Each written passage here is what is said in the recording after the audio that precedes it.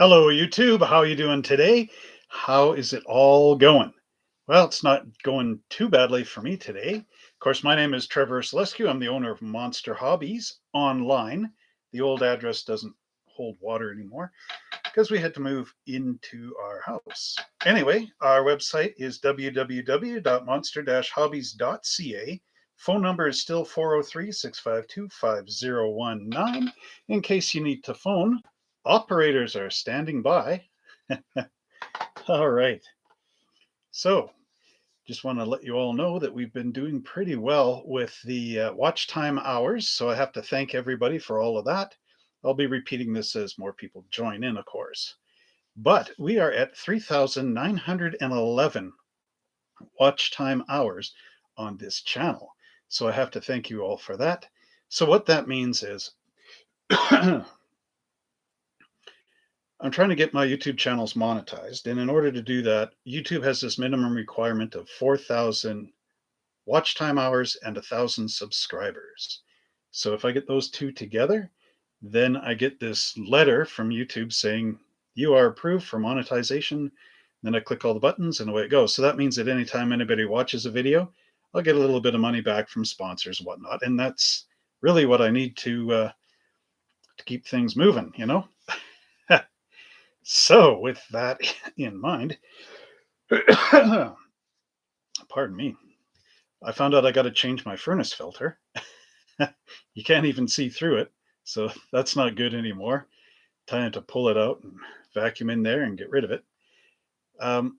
So yeah, another quick little thing. I've got 5 new YouTube videos that are in the editing stage, and I was lucky because I taught my wife how to enter in because we're doing these Dracula trading cards. What a picture to show.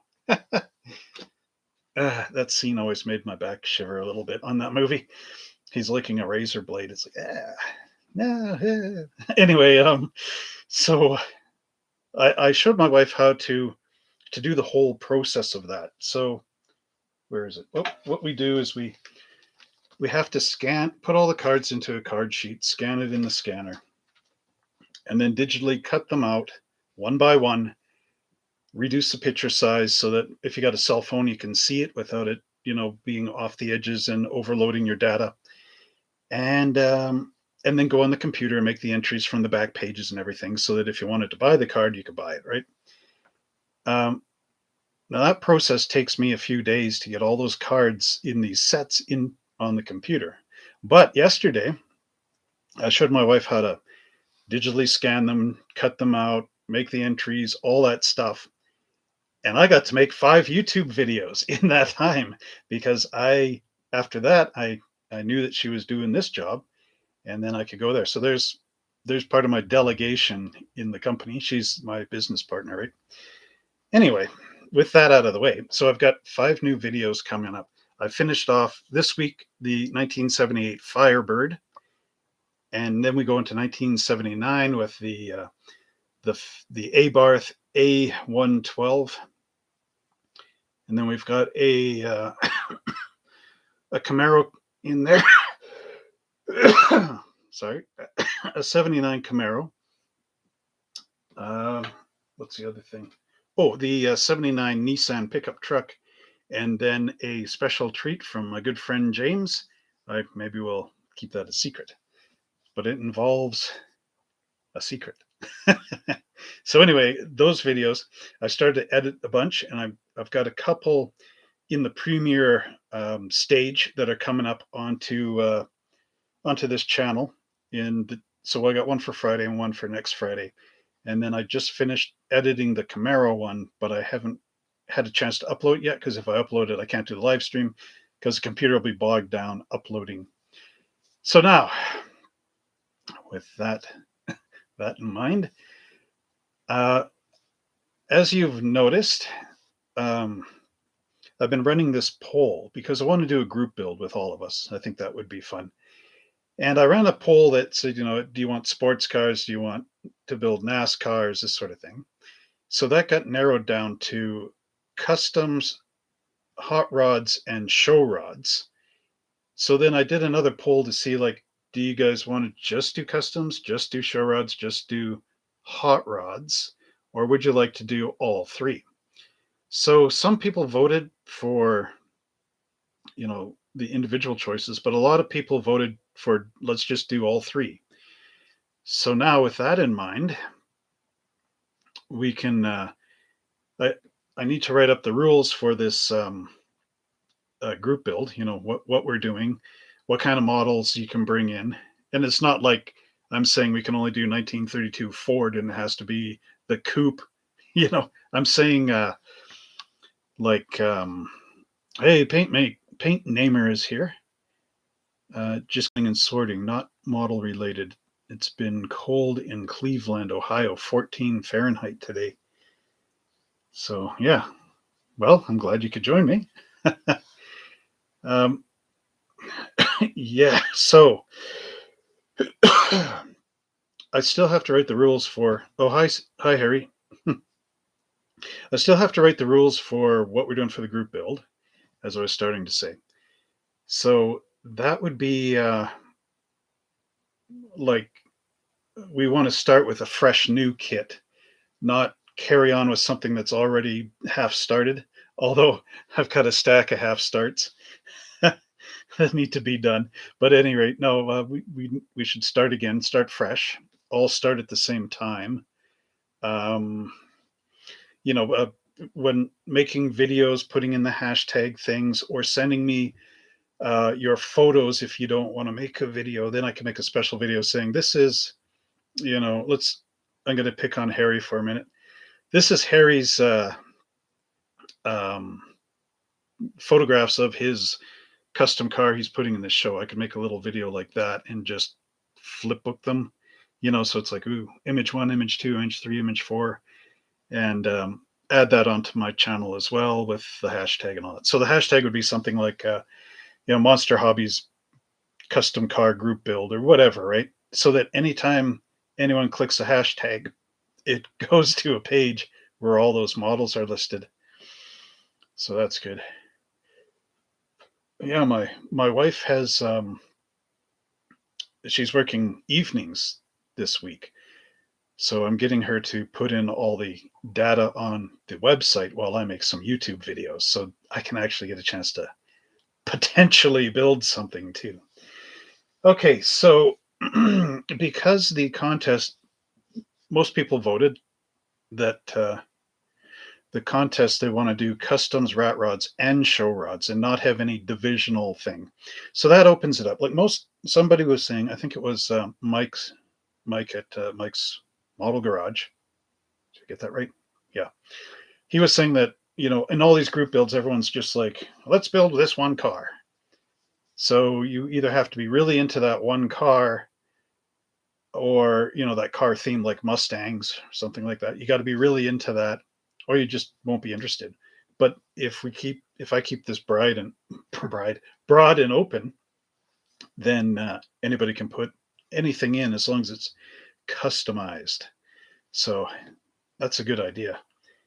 Okay, now one of the cars that I'm thinking of working on, because I like the kit and there's a lot of custom options in it, as well as you can build it stock. So that, of course, come on, camera, focus in. That, of course, is the AMT 1949 Ford or 1950 Ford, because they're kind of the same. Now the convertible. Hey, JC is in here. Nice to see you again. Yeah, so this is the what is this? The Sport Coupe, and I built this out of the box a long time ago. I'm just showing this, give you the history. This is just bare plastic, and I polished it with one of those old LGM polishing cloths. I think it's LGM that I got at a model show back in Vancouver. So that's back in the 90s. Turned out really nice, except it's going a little yellow around the edges because, of course, it's not painted with anything. I should have clear coated it. I did that with a Corvette, and that worked out well. There's my nice little engine. Not to get distracted off the conversation here.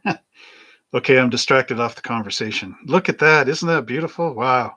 all the green. I custom made that green paint. I mixed some white with a little dot of OD green and then stirred it up. There's underneath. Woo! Very simplistic. Of course, I was. Can you blame me? I was only a kid. Anyway, there's white walls, hand painted. Somebody's saying these Firestones don't exist anymore from AMT. Yeah, floor polish. I'm not keen on that. I've had future floor polish turn yellow within 2 years after using it, and now it's yellow for 40 years or 30 years. No, anyway, somebody was saying these Firestones don't exist. Round two got rid of the Firestone name on the side of the tire. And in that review of the Camaro that I did from my good friend James, who's hopefully watching, yay, hey James. Anyway, I noticed on there that the Revell kit. Now this is in 2011, so the Revell kit, it's actually missing the used to say Goodyear GT radial on the tires, and it had the lettering was out, so you could dry brush over it, and you could either paint the letters solid white or just the outline on the top, with dry brush technique. They're gone. There's none of those Goodyear on any of the tires. So they're completely smooth on both sides. It was really weird. I was like, oh man. Anyway, I'm tripping out.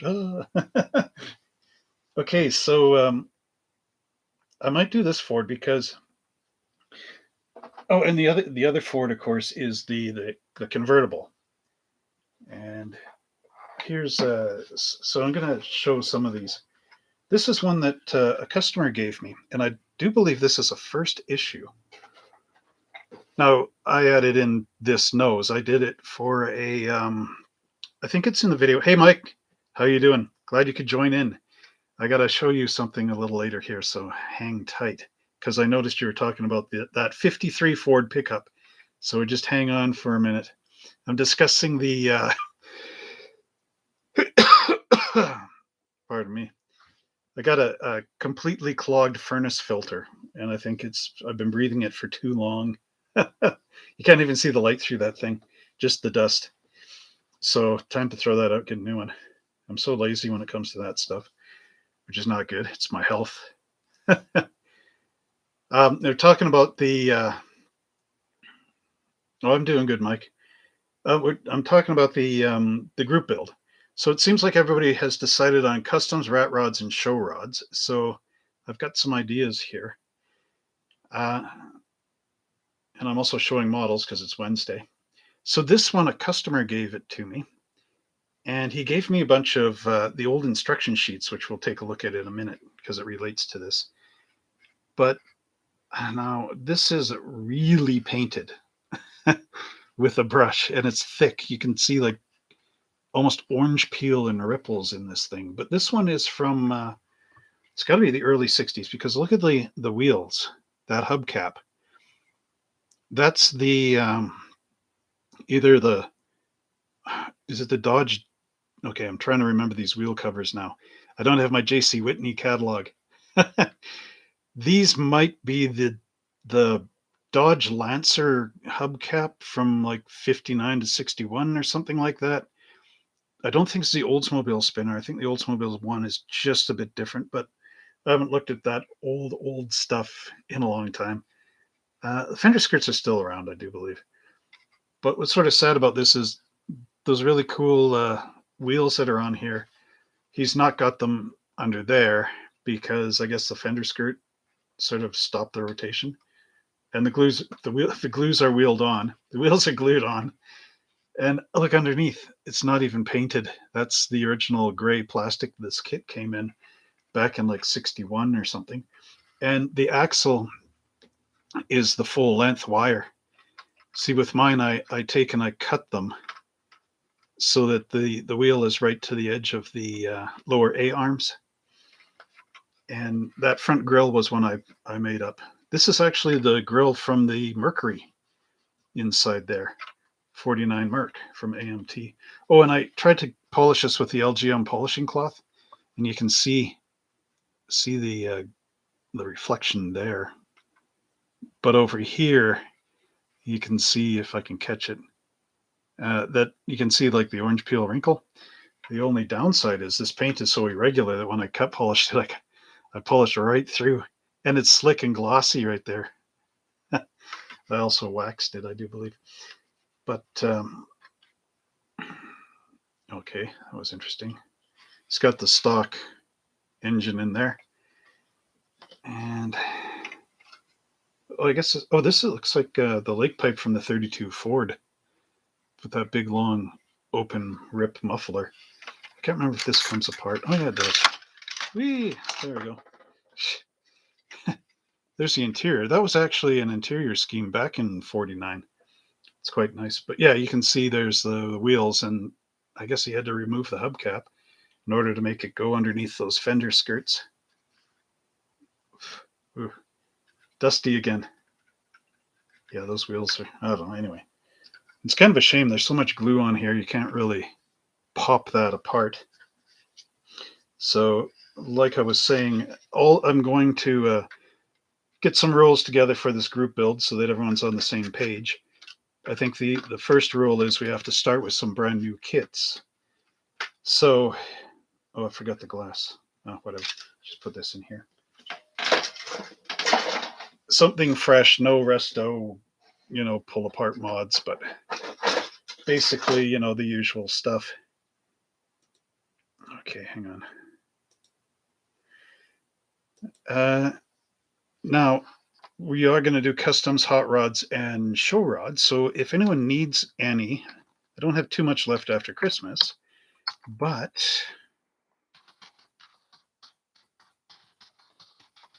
I still have one of those Green Hornets. The Green Hornet show rod, where it's Model T hot rod, and you can pull the body off, and then it's like a sort of a rail dragster thing. So we have that over at, of course, www.monster-hobbies.ca. All right. Deflated like a tire. Our website is priced in Canadian dollars. We offer free shipping on Canadian orders over $75. We can ship all the way around the world. And because it's Canadian dollars against the American dollar, they're there, we're here. So that's good for America. We accept PayPal and credit cards on our secure pay system, which is sitting on my desk off the side. So now we've got a special deal of the week, and I've sent out email blast about this too. So this week, let me put it in the side, put it down here, so everybody watch. January. Go ahead, this written down.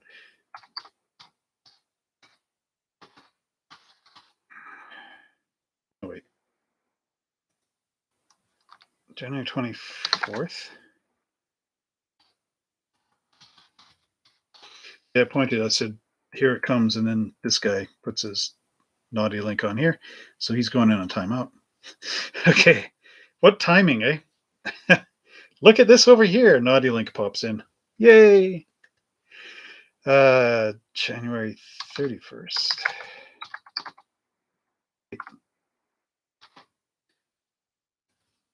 Why did I do it like that? Here. Okay, from January 24th to January 31st, if you type in this, which is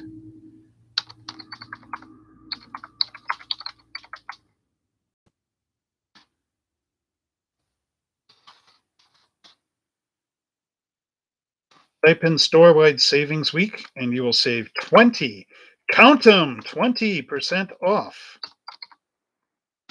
all your Monster Hobbies orders.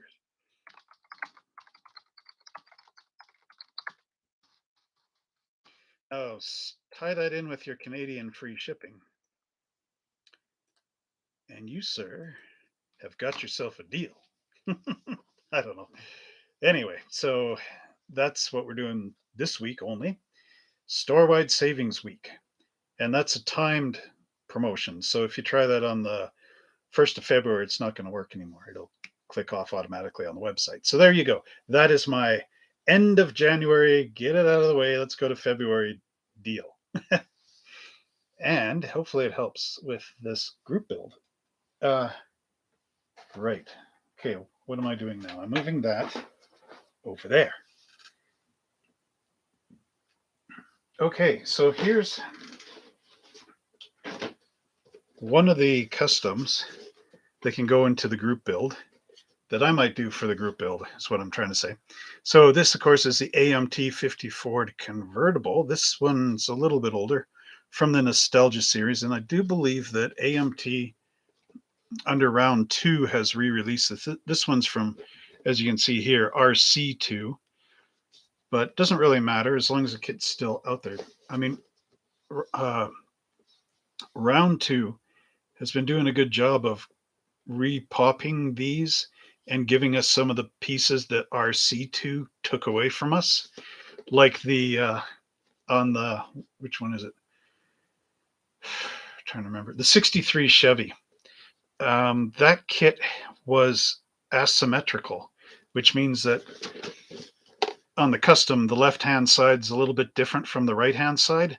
So it had an asymmetrical, asymmetrical. It had an asymmetrical front nose clip and an on the back clip as well. And the old RC2 kit, the one that I did the unboxing of, out of my own collection, of course, is missing the front clip, and that's because RC2 blocked it off for a very long time and only had the back clip on. And then when round 2 came in, they re-brought in the front clip, and of course I don't have that one because I built it asymmetrical. But what's cool about this kit is all the exciting options. They even printed in this one the for the stunt team, the American stunt team driver cars.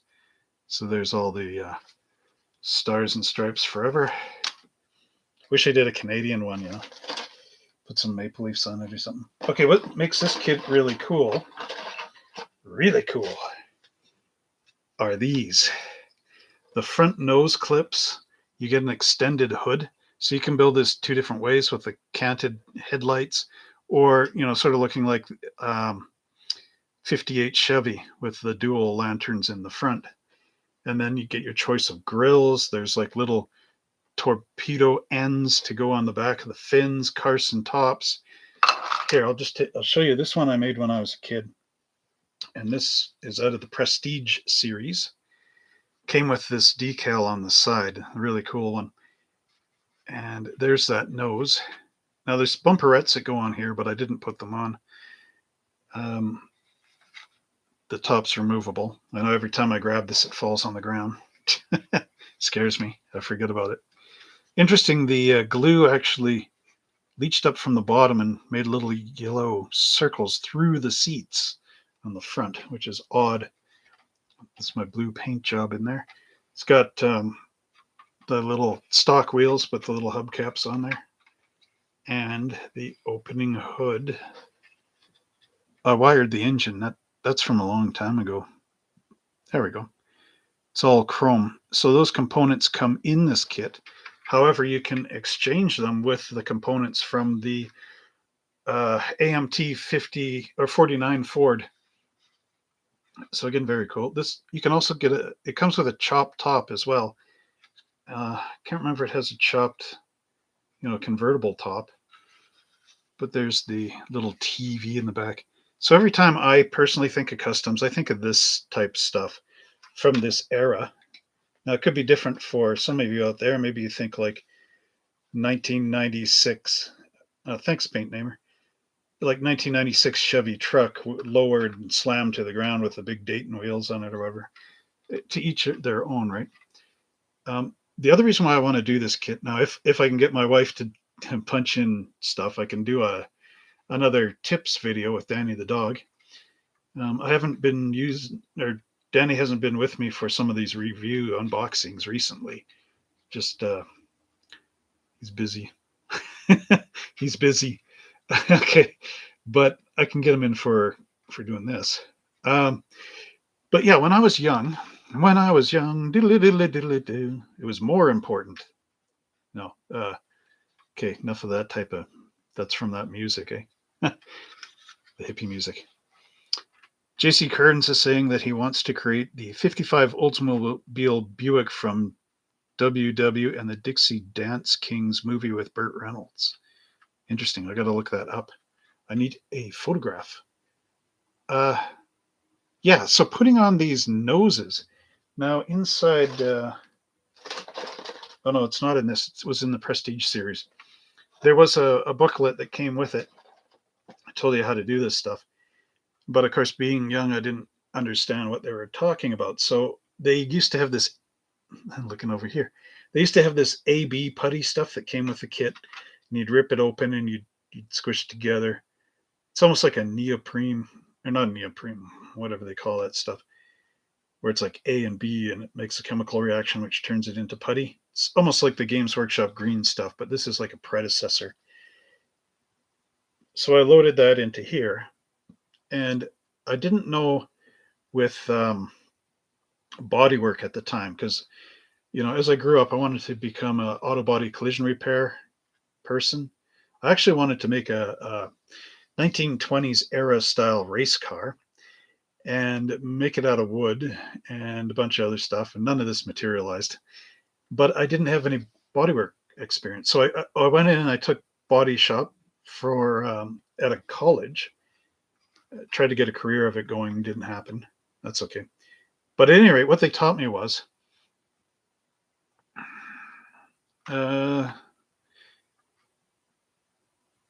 Harry had to leave. He's saying he's sorry he had to leave. Are we building the same car? No, we can build any custom you like.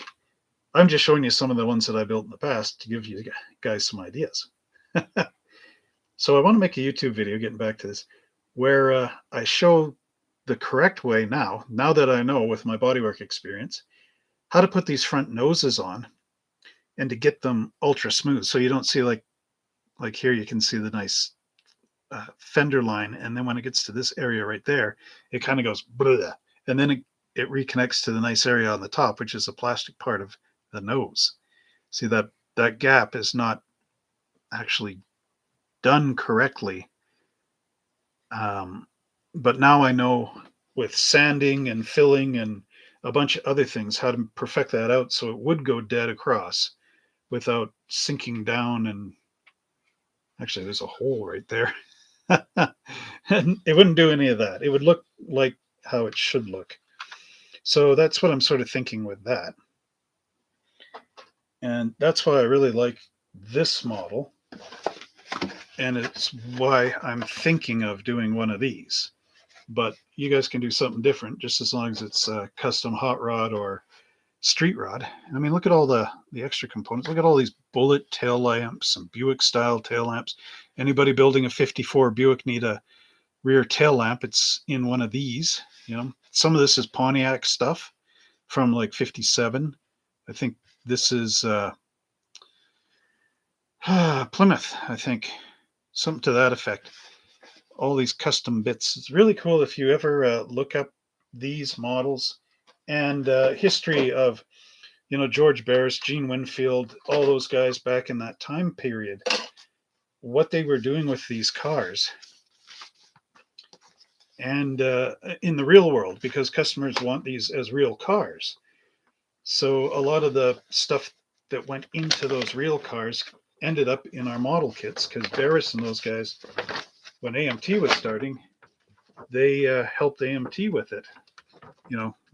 Translating the custom car scene of the time into a model kit format. See, there's that nose going on there at the bottom. This is a really weird way to hold your instructions. There's the alternate nose with the different grill bars. You can also build this here. Okay, bear with me. That's stock. Here's the milder custom. So that's without the nose, but using that piece like on the blue one that I have with the sunken in grill. There's a little Pontiac style thing popping in. There's hood scoops with the little blades. There's a chopped windshield. I did an unboxing of this, so if you want more, you can see it there. There's the side lake pipes, the back end. all kinds of cool bits. Oh, here's those side. You put that over top of the tail lamp, or the and then there's the back end and all the little cones and stuff. This kit actually had more in it at one point in time, but for some reason, AMT plugged up the holes on those. And I can show you hopefully show you what some of those are. So there's one. Oh, hey, speaking of George Barris, I got this one as well. I was building this, and I took it to the World of Wheels show. Here, George Barris suggested painting this model in a metallic tangerine at the 2004 Calgary World of Wheels show, and that I should keep up the good work. When I met George Barris, I showed him a bunch of models, and he actually wanted me to go down. I couldn't do this because, having a house and everything, starting off a family. But he wanted me to go down to California and build model cars for him. So how often can anyone say anything about that, I guess, eh? So I showed him this. Wait, let's get this frame. Let's get it off. No, let's keep it on. Okay. I showed him this. So this was my concept that I started to make from the 49 Ford, using the front nose from the convertible as well as the hood, because I had a spare. And my wife calls this the rocket car. This side trim is evergreen strip styrene. And this is done in the 59 Pontiac style. And then I've got the actual rocket edge from the kit. I made up some wheel flares and glued them in, puttied it, used the technique to get those smooth. I think they still kind of lump down, but not as bad as the other one. There's that grill in the front. Oh yeah, and then out back. Oh, I also made sort of extended Cadillac, 59 Cadillac style tail fins on here. Chopped the roof down, sloped it forward a bit. I saw an article about that. I was going to cut out the wind split in the front, but I think it adds a bit of class to there. And then I sloped the posts forward. It's a little bit chunky in here. Needs a piece of weather stripping glued up there. Anyway, there's the back end. Now this was suggested in one of those pamphlet things, but originally this and the fins were part of the kit, and then they got locked up and jabbed over or whatever. Number one says, good thing you didn't move down to Barris Studio. You'd been fired for never finishing a model. Oh, thanks. Yeah, what a guy.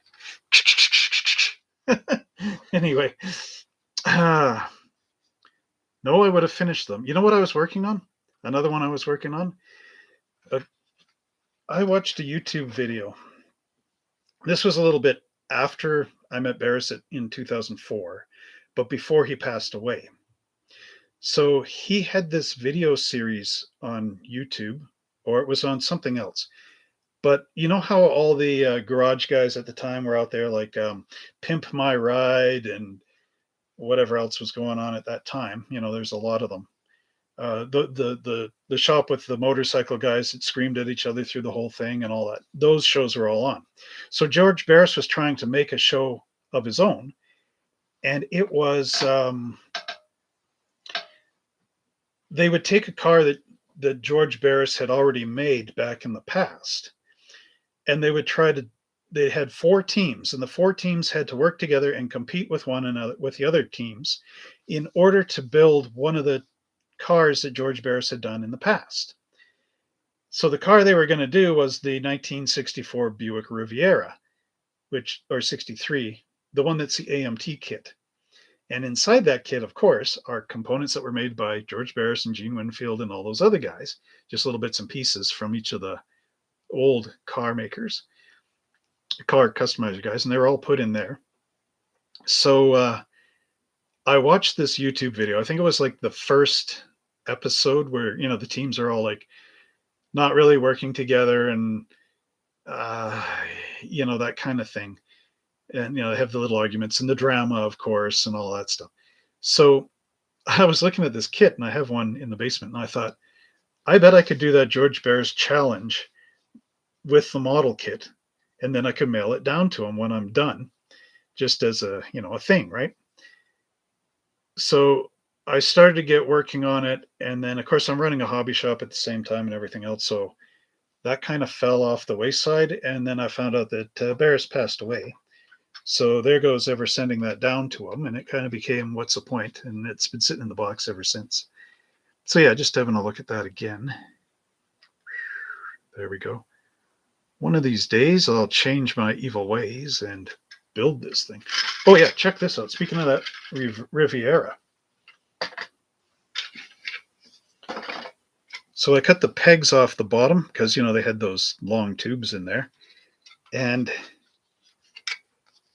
these seats are from the 69 Buick Riviera. I know the camera's not going to pick that up very well. But check that out. I'm giving you guys all my good ideas. Oh, it's hard to balance that. That doesn't look too good. Okay, there we go. So it would have those futuristic 1963 or 69 custom seats in there. So that's the direction I was going. Oh, and then I lowered this thing quite considerably. I cut the little riser blocks off the back of those leaf springs. Let's see if I can find the axle. Oh, here we go. It's going to have the 50s wheels on there again. Whoops. Nothing is glued together.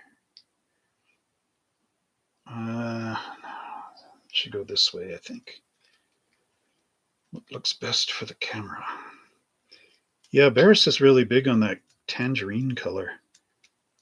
And actually, testers in those little square bottles, they have a tangerine. But do I listen to the legend or do I just do my own thing on this?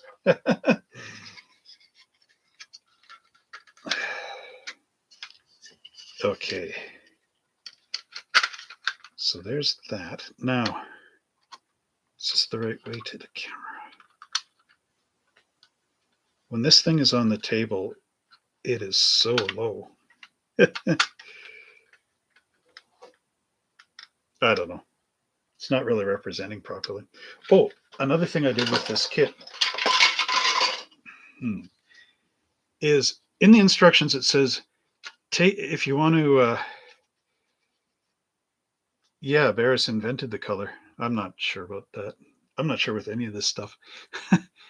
In the instructions, it says to take a strip, like a 1 millimeter strip of tape and line it across here, and then saw the body off on the top of the tape, and then saw the body off on the bottom of the tape and pull that section out, then glue it together that way to, let's see, to section the body. I don't know what that Bears TV show was. But anyway, I think it was like the George Bears Challenge or something. So they say slice the section out of the middle. What I did is I actually took the same measurement and I sliced it off the bottom. So it still gives the same effect, but you're not going right in the middle of the door panels and whatnot. So I cheated a bit.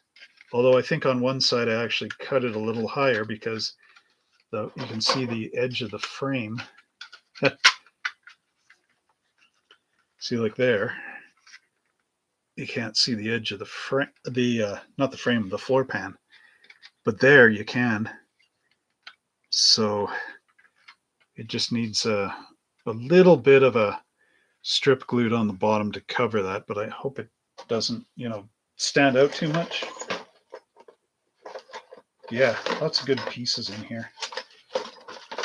But I can't build that because if we're starting from scratch, that means I need a fresh one.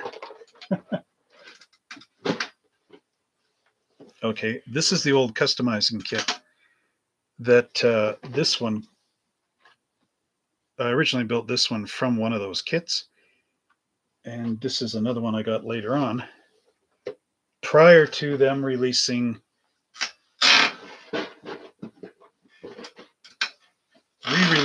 this one. So this is, yeah, purchase I might not have needed to make. There on the side, they show you the stock version. There's the custom one, the custom two with the nose, and raised in the back this time. So I kind of give it a 70s look, especially with the Keystone or the Krager 5-spoke mags in there. On this one, this is where the the hood came for the other one. I think I might try to finish this a little later on. This was supposed to be gloss black, and for whatever reason, the paint I used came out with a semi-gloss finish. And originally, hey Frizzo, how's it going? Originally, I wanted to redo it in gloss, but the more I look at this thing, the more it reminds me of sort of a 50s, like late 50s rebel rouser machine, with a you know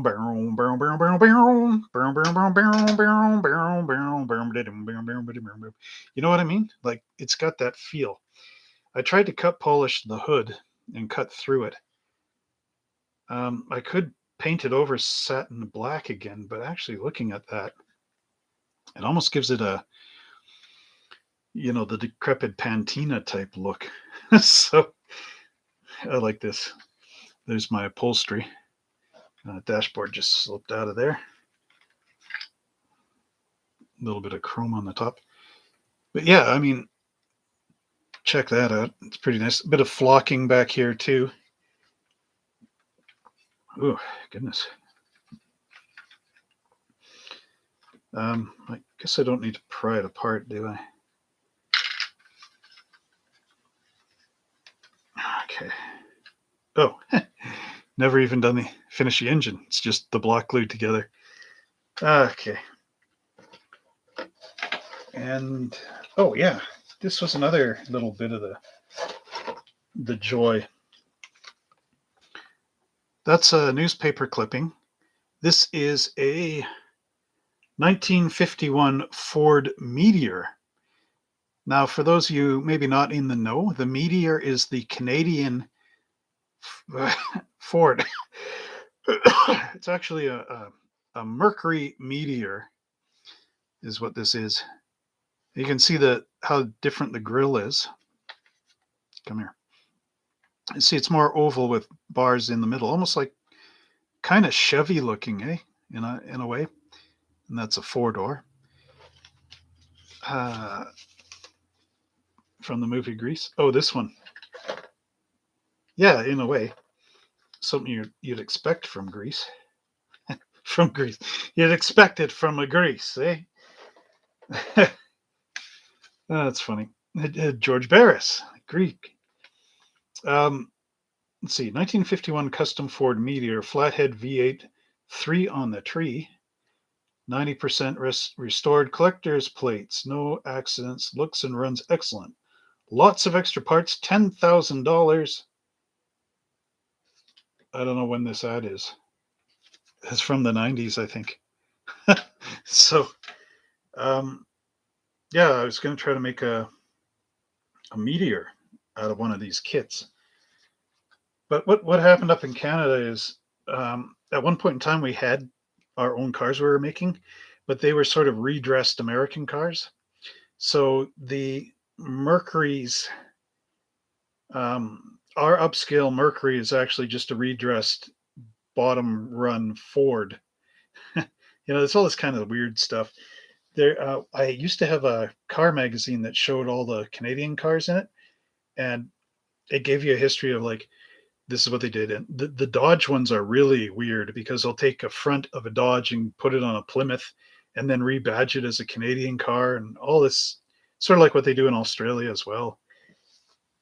What you know as the American car is not the same as the Canadian one, but the body and everything's the same.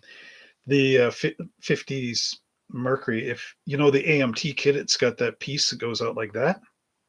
You put it in the grill and it says Canadian Mercury or whatever on in the instructions. It says Meteor Grill, I think it is.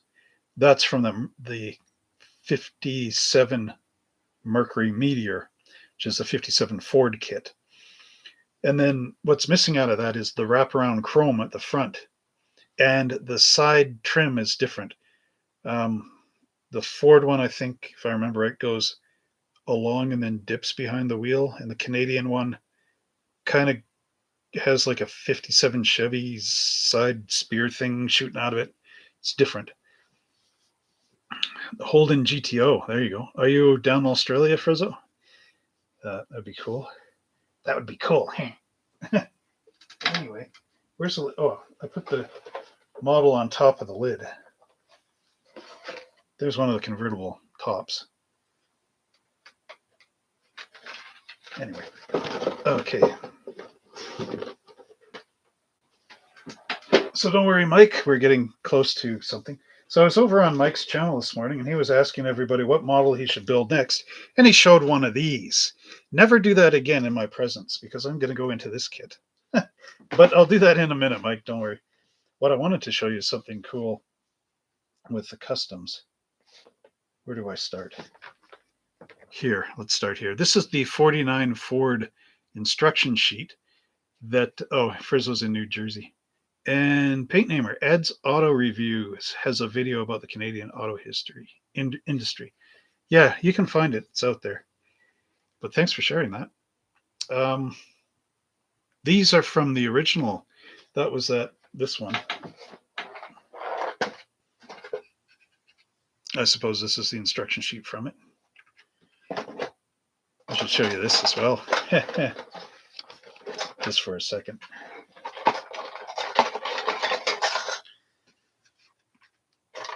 Screw bottom Edsel from AMT or SMP or something like that.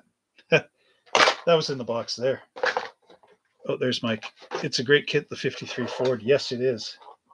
So what I would suggest is do that one for this group build. I might do one too. Yeah. So these instructions are from 62, and they're wonderful. And you can find these online at that guy on Fodkey. I can't remember, but he's got these as scans. That's where this came from. This is original. So it tells you all this stuff on here. Do you want me to read this? 1941. No, you can't. I can't read it myself. Yeah, the 53 has the DeSoto. Hold on, we're getting there. The 49 was the year of Ford's big. 1949 was the year of Ford's big change. Everything was restyled or re-engineered except the name. Gone were Ford's traditional high, narrow bodies with separate fenders. You know why? Because Henry Ford passed away, and they were trying to get rid of the leaf spring or his suspension system and everything. And Henry Ford was so stubborn, Henry Ford Sr. And then when he passed away, Henry Ford Jr. came in and went, okay, that's it. Get rid of the semi-elliptical springs and the cross pattern that we've had since 1908. All that stuff's got to go. We need upper and lower A-arms. We need to get leaf springs in the back. We need to lower our cars down. Blah, blah, blah. Totally rewrote the book on everything in 49. Also missing was a classic buggy type transverse spring, a Ford trademark from the beginning. Setting the pattern for today's Ford, the 49 introduced low, wide body styling and an all-new ride via independent front suspension. Still active on the automotive scene. Still, it lends itself readily to both the customizer and speed enthusiast. There's the race car version with the big moon eyes on the back. And the custom up top with the scoop, the skirts. Okay, so here you get that competition engine, which is still part of that kit. Even to today, does it say what the, just says custom cap, doesn't say it's a DeSoto one or anything. But J.C. Whitney catalog has it. Yeah, look it up one day. Basically, that's all the same. Oh, there's some of the grill options. Custom tooth grill and the bar grills. That's still in the kit today. The trophies and the cinder blocks, the little scoops and all that. Little scoops. Okay, but this is where the money's at. Custom hints by George Barris himself. There's, let's go through these. George Barris presents customizing ideas for your model that are typical of the latest nationwide trends and employing the same methods used by the top custom shops on full-size cars. Mr. Barris, AMT's consultant on customizing, is known as California's king of customizers as a result of his innovations in craftsmanship in metal.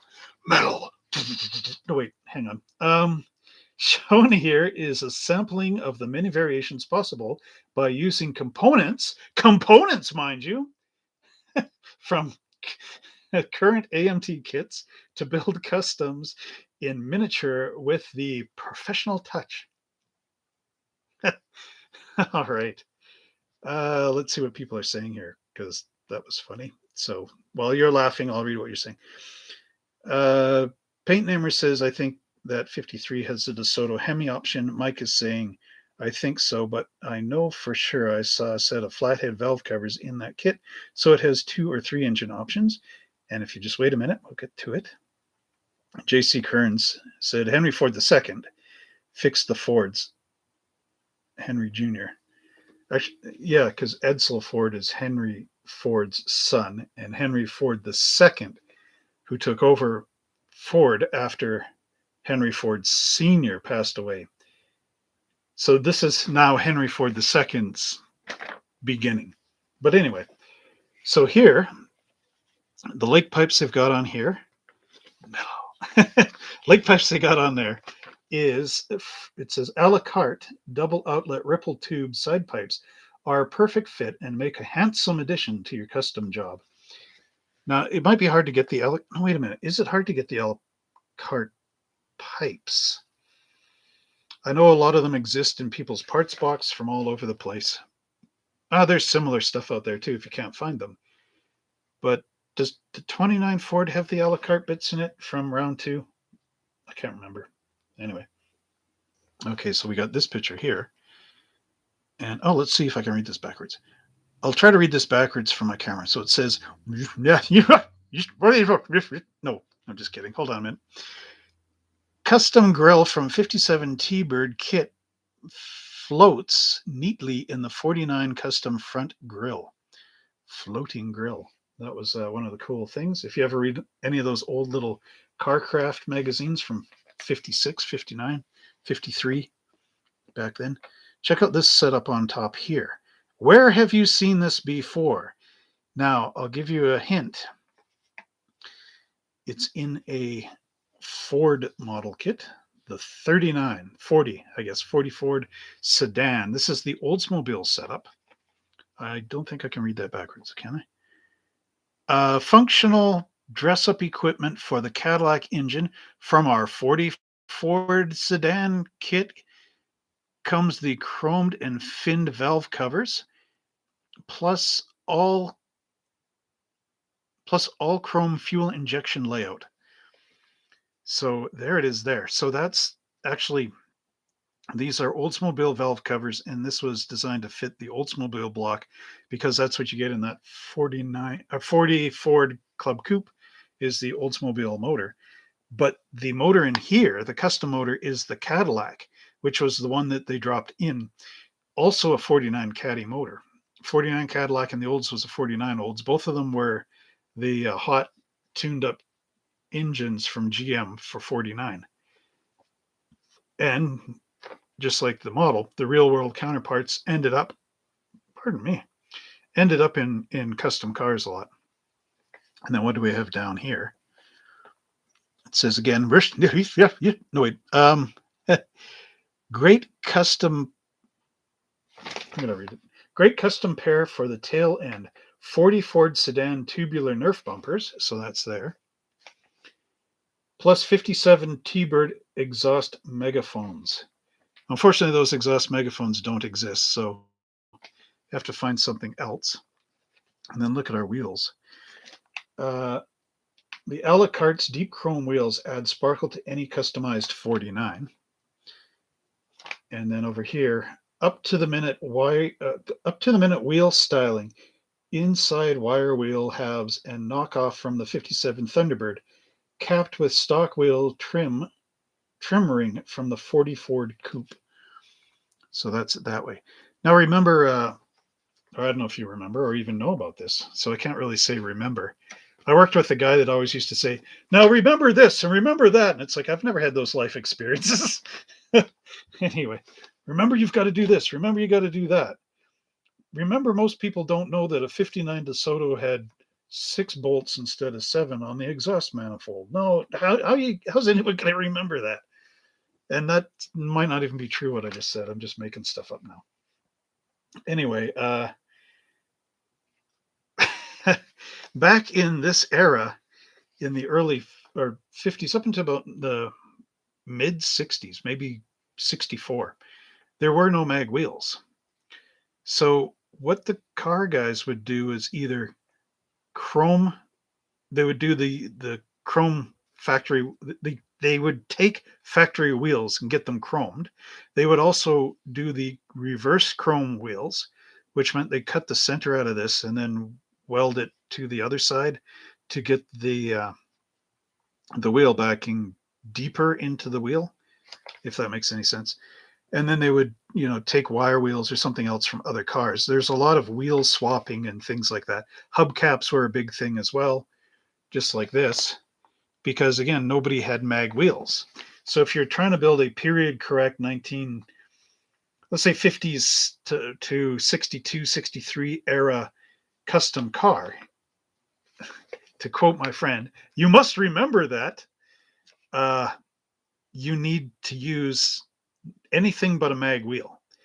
Now, somewhere around 65, that's when Krager and they weren't Krager. They were there's a couple of different brands, but that's when the 5-spoke mag wheel started to make its appearance.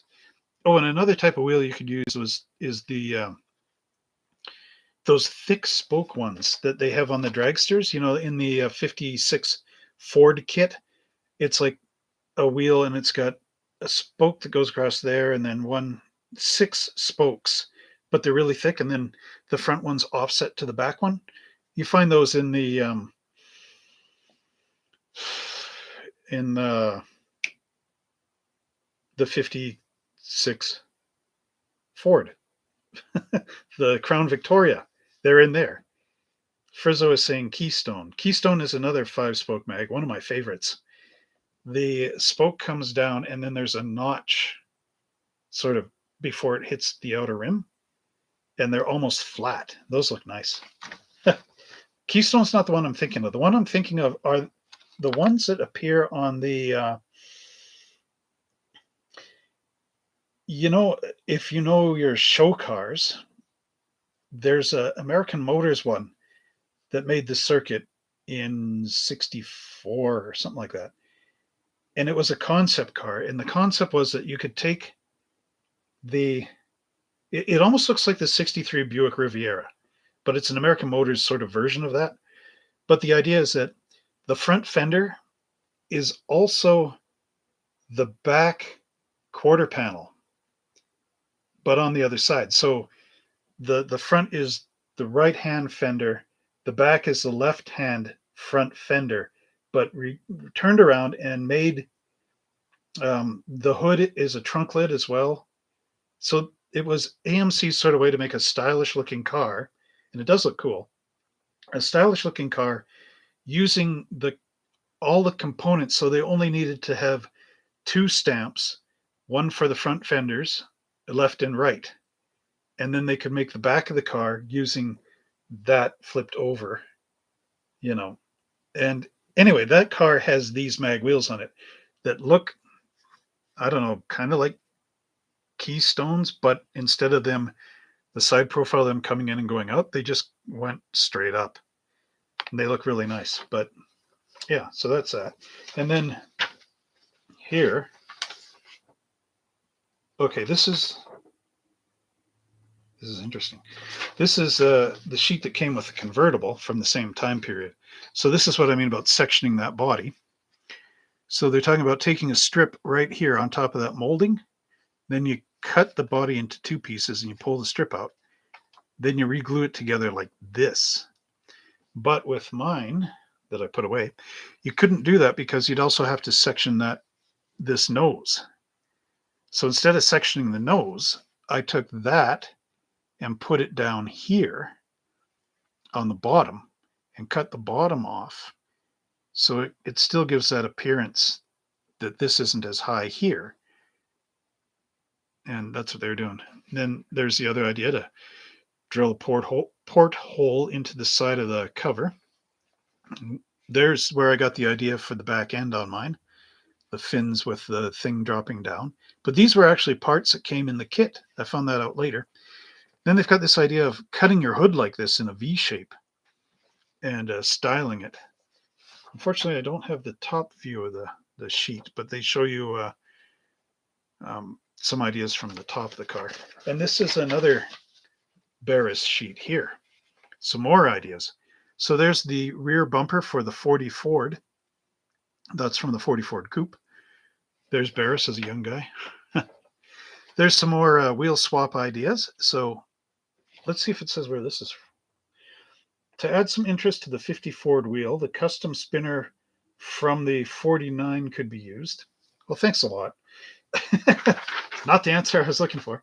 Another wheel swap could be to use the wheel tire small cap and trim ring from the 40 Ford Coupe. So there it is there. So you're making a Baby Moon hubcap, chrome reversed wheel. Look at this. So that's like a 53 Chevy grill in there. Looks nice. Hi, how are you doing? By using the tooth grill from the 57 T-Bird styling kit, the custom front end of the 40 Ford takes on a complete new personality. This is one piece that got dropped out of the convertible. This roof. And that's an actual Ford roof. It's not a 53 Chevy or something. Ford had this as well on, I think it was the 4-doors. I can't remember. But I do know it exists. Oh, these are the wires that I'm talking about. Those guys. You could use those on your custom. Get a second set and have them in the back as well. And lower it. It would look kind of neat. In a weird way. In a wagon. Wagon type way. So what is everybody saying over here? Okay, bear with me. We're about to get into that 53 Ford truck. Because I'm kind of not too sure what I want to build for this group build that I'm... Oh, paint name removed it. He retracted his message. I was just about to read it. Okay, so here we go, Mike. We're getting into you now. If I can manipulate my hand. These two bays came out from AMT a little while ago, and I have done unboxings on both of them. They are excellent. They're the same kit, except this one's got the Coca-Cola stuff in it. So if you want the little extra, grab yourself a Coke. There's our wheels. These would be neat in the custom as well. Ford flathead motor. Tailgate drops down. This is what you get. You get the extra Coke machine in the thing. The only downside to this is you don't get the same instruction sheet as you do in this one. And they just basically, well, I'll show you. So I've got 3 of those. You know what I wanted to do? I wanted to make a display for the old store. Hillebrand, not Anson. But still, moon eyes. What are you saying about my eyes? Anyway. Oh no, I guess the instruction sheet's still the same. Okay, don't worry. No worries. What I wanted to do is, I've got this idea, like, I don't know how many of you have been to a Lego store, okay? But the Lego store has this cool concept where you got your shelf with Lego, right? So you got like okay, let's pretend this, right? So you got your shelf and you've got the top of the shelf and it's got the bigger Lego stuff in there. And then down here there's a few more boxes of Lego.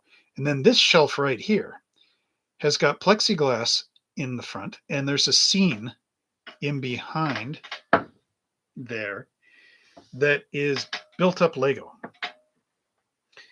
So what I wanted to do was do the same thing for Monster Hobbies before we had to close the store down due to all this, modern times. But anyway, I wanted to make a display. And one of the things, because this is out there by AMT, and it's still, I think these are still in production. I'm not totally sure because I haven't kept up with it. But anyway, I wanted to have the three in there. And the three, one would be stock, and then one would be custom number one with the, like it shows in here. Actually, I really need four because one of them needs to be a service truck. So, oh yeah. Now this sheet I don't think says it on it, but the other one does. So just a minute. Is it on the box? No. I like this one because you get the mini box. Okay, here's the instructions from the other one. Oh, maybe that's where it is. Yeah. And the decal sheet in this one. Actually, if you look at the back, you'll notice it says the Wildcat. The Wildcat was actually a real truck that Barris or somebody. Barris made it back in the 50s for a customer. And in my unboxing of this kit, I actually have a bunch of those pictures of some of these. So the Wildcat, that's the grill from the Wildcat. And then this is another grill from something else. But the Wildcat grill is included in the kit. And it's very nice. And what else was I going to say about it? Oh, yeah. Okay. So I wanted to build that display. So I was going to have one of these, and then the Wildcat, and then the canted headlight grill one, which is that one. And because AMT is so generous with these Coca-Cola trucks, look at this. This goes on the doors, or this goes on the doors, or that goes on the doors. So with one decal sheet, if you have enough of these, you can actually build 3 Coca-Cola trucks. And there's all the license plates and everything. So that was nice. I thank them so much. Thank you, round 2. You know what would make that all better? If round 2 and I had a deal where they just sent me models and I went, yay, and potentially built them like HPI guy has. But again, though, I don't know, the deadlines to do that would be astronomical. I'd have to get my wife to do the entire website on her own in order for me to do that. Anyway, yeah, so there you go. Oh yeah, AMT, send me stuff. Or if any of you want to send me stuff, I don't know. I got enough stuff. Yes, so here we go. So now with your truck, there's that engine there, and this is a Desoto Fire Dome. Is it? Or is it the Chrysler Hemi? Hang on a minute. Bear with me. Yeah, it's a Desoto Fire Dome. It says on the valve covers. Now, that's another thing you might not be aware of, is that in the 50s, the Desoto Fire Dome and the Chrysler, what is the Chrysler one? The Chrysler motor, because I don't think it was called a Hemi, like stamped in as a Hemi. Maybe it was. I don't know. Anyway, whatever. They had a cover that went over the spark plug holes, and the wires come out the back side of the cover. And the cover was stamped with the Desoto Fire Dome. Dodge Red Ram. That's the other one. It was the Hemi. And I know the Chrysler had a Hemi in it too, but I don't know what the Hemi was called on that thing. Somebody will write it in the comments over here in a few minutes. And the Desoto Fire Dome, you can build two ways. So again, that was to build the 3 trucks. JC is saying, I have the Monogram 55 Ford truck. Thought it was the 53. Yeah, the Monogram one is a different beast again. The one thing I loved about AMT is they let you choose how to build the model. Monogram told you how to build the model by you only get so many parts in them and everything else. So sadly, unless I'm mistaken, you cannot build a stock 56 Monogram pickup truck. It has to be with those mag wheels and all the rest, and the Chevy motor or whatever the heck's in there. Sadly, but with this one, you can build 2 different types of the Desoto Fire Dome engine or the vintage Ford flathead. Now the Fire Dome in here, you can build it with this really cool, where are we? The 4 2-barrel carburetors, which go onto this pipe down here on the top of the valley cover, or you can make it fuel injected. And hey, OG, how's it going? And what I wanted to do is, remember I made the video series where I showed building all those motors from the interchangeable engine blocks from the old Trophy Series kits. I was also going to make a video where I did the DeSoto Fire Dome, but I didn't quite make it. Not yet. Some parts are filmed when I had different glasses and was younger. There's custom wheels again, the hubcap style. So AMT restored these. Those were gone for a very long time. I can't quite remember what the other wheels were earlier. This kit still holds up well and is still awesome. All the separate springs, all the custom bits you get. So yeah, Mike, build this thing for our group build. That's what I would suggest next. There's the stock version. There's a service truck with all the tanks. Mike and I are going to do a garage thing when I get my act together. There's a bunch of your tools and stuff, Mike. Oh yeah, we were talking about this earlier in a different thing. There's the cutting torch tips. They're on the chrome parts tree. Let's see if I can find that while we're here. Show you where it's at. Show you where it's at. Okay. Oh, I didn't open this one. Did I open the Coke one? We're experiencing technical difficulties. Talk to the hand. Stop it. Okay. Oh, there's the vending machine. You have to paint that. And the little wheel dolly. Of course, the chrome's on the bottom. Starting to sound like Rain Man. Of course, you know your underwear's on the highway. There's an old flashback. Okay, here we go. Chrome, glorious chrome. There. I wish I had my pointer stick. It's downstairs. Lots of chrome to choose from. Chromey, chrome. Can you see this? Here. There's those sunken Corvette, 57 Corvette tail lamps that go in the fenders, the custom fenders. There's the torch right there. See? I know it looks weird. It looks like you don't know what you're looking at, because I know I've looked at it before. But that's the torch. So if you can drill the 2 little bottom points there, maybe with a drill like this. That's really tiny. I think even that's too big for that, though. Anyway, if you drill those, that's where your oxygen and acetylene leads are coming out, and that's a cutting torch. So Mike's saying his kit came with hubcaps, baby moons, and a wire rim set.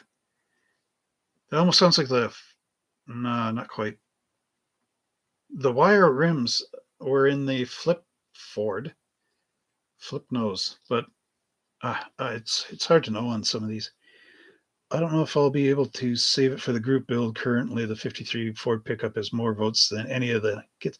Well, do a combo. Build it for your thing, and then put in my hashtag and tell people about the group build. There you go. Crisis over. There's the aircraft style steering wheel. Yeah, that was another 50s thing. You cut the ring like that. So then you've just got the pilot style where you're driving a car like that. Probably highly illegal today. There's the baby moons. And these ones came in. That's a hubcap. Come here. The hubcap covers. You know what could be kind of interesting on this is put on the wheels, the old wire wheels from a 32 Ford. Put them on under the truck. That would look nice. I think I've seen that actually in an old hot rod magazine. There's the Wildcat grill. There's the stock grill. You can de-chrome this and paint it white because the Korean War was going on and they needed chrome. And actually, it's kind of funny. 1953 is a funny year. 52, 53. There's the canted tube bar grill as well. And funny, everybody puts it in this way, but you can also put it in this way. Although it makes your car look sad, you know. You're like, I'm a truck. But then you put it this way, and it's like, I'm a truck. You know, whatever. I don't know. I'm weird that way. It's got good side mirrors on there too. It's all this stuff.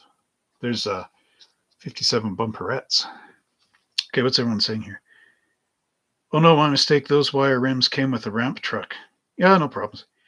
And JC is saying, digging through my unbuilt kits, looks like I only have the 51 Chevy. I only buy kits on clearance or sale. Okay. And Frizzo says he builds them all. Yeah, so this build is anything you want to put in. I'm just showing some of the kits that I personally like. I know I wanted to make this sort of like customs from, well, you know, they could be from anywhere, really. Maybe I'll rewrite I still haven't written the rules for this thing, so don't anybody panic just yet. Don't get jumpy.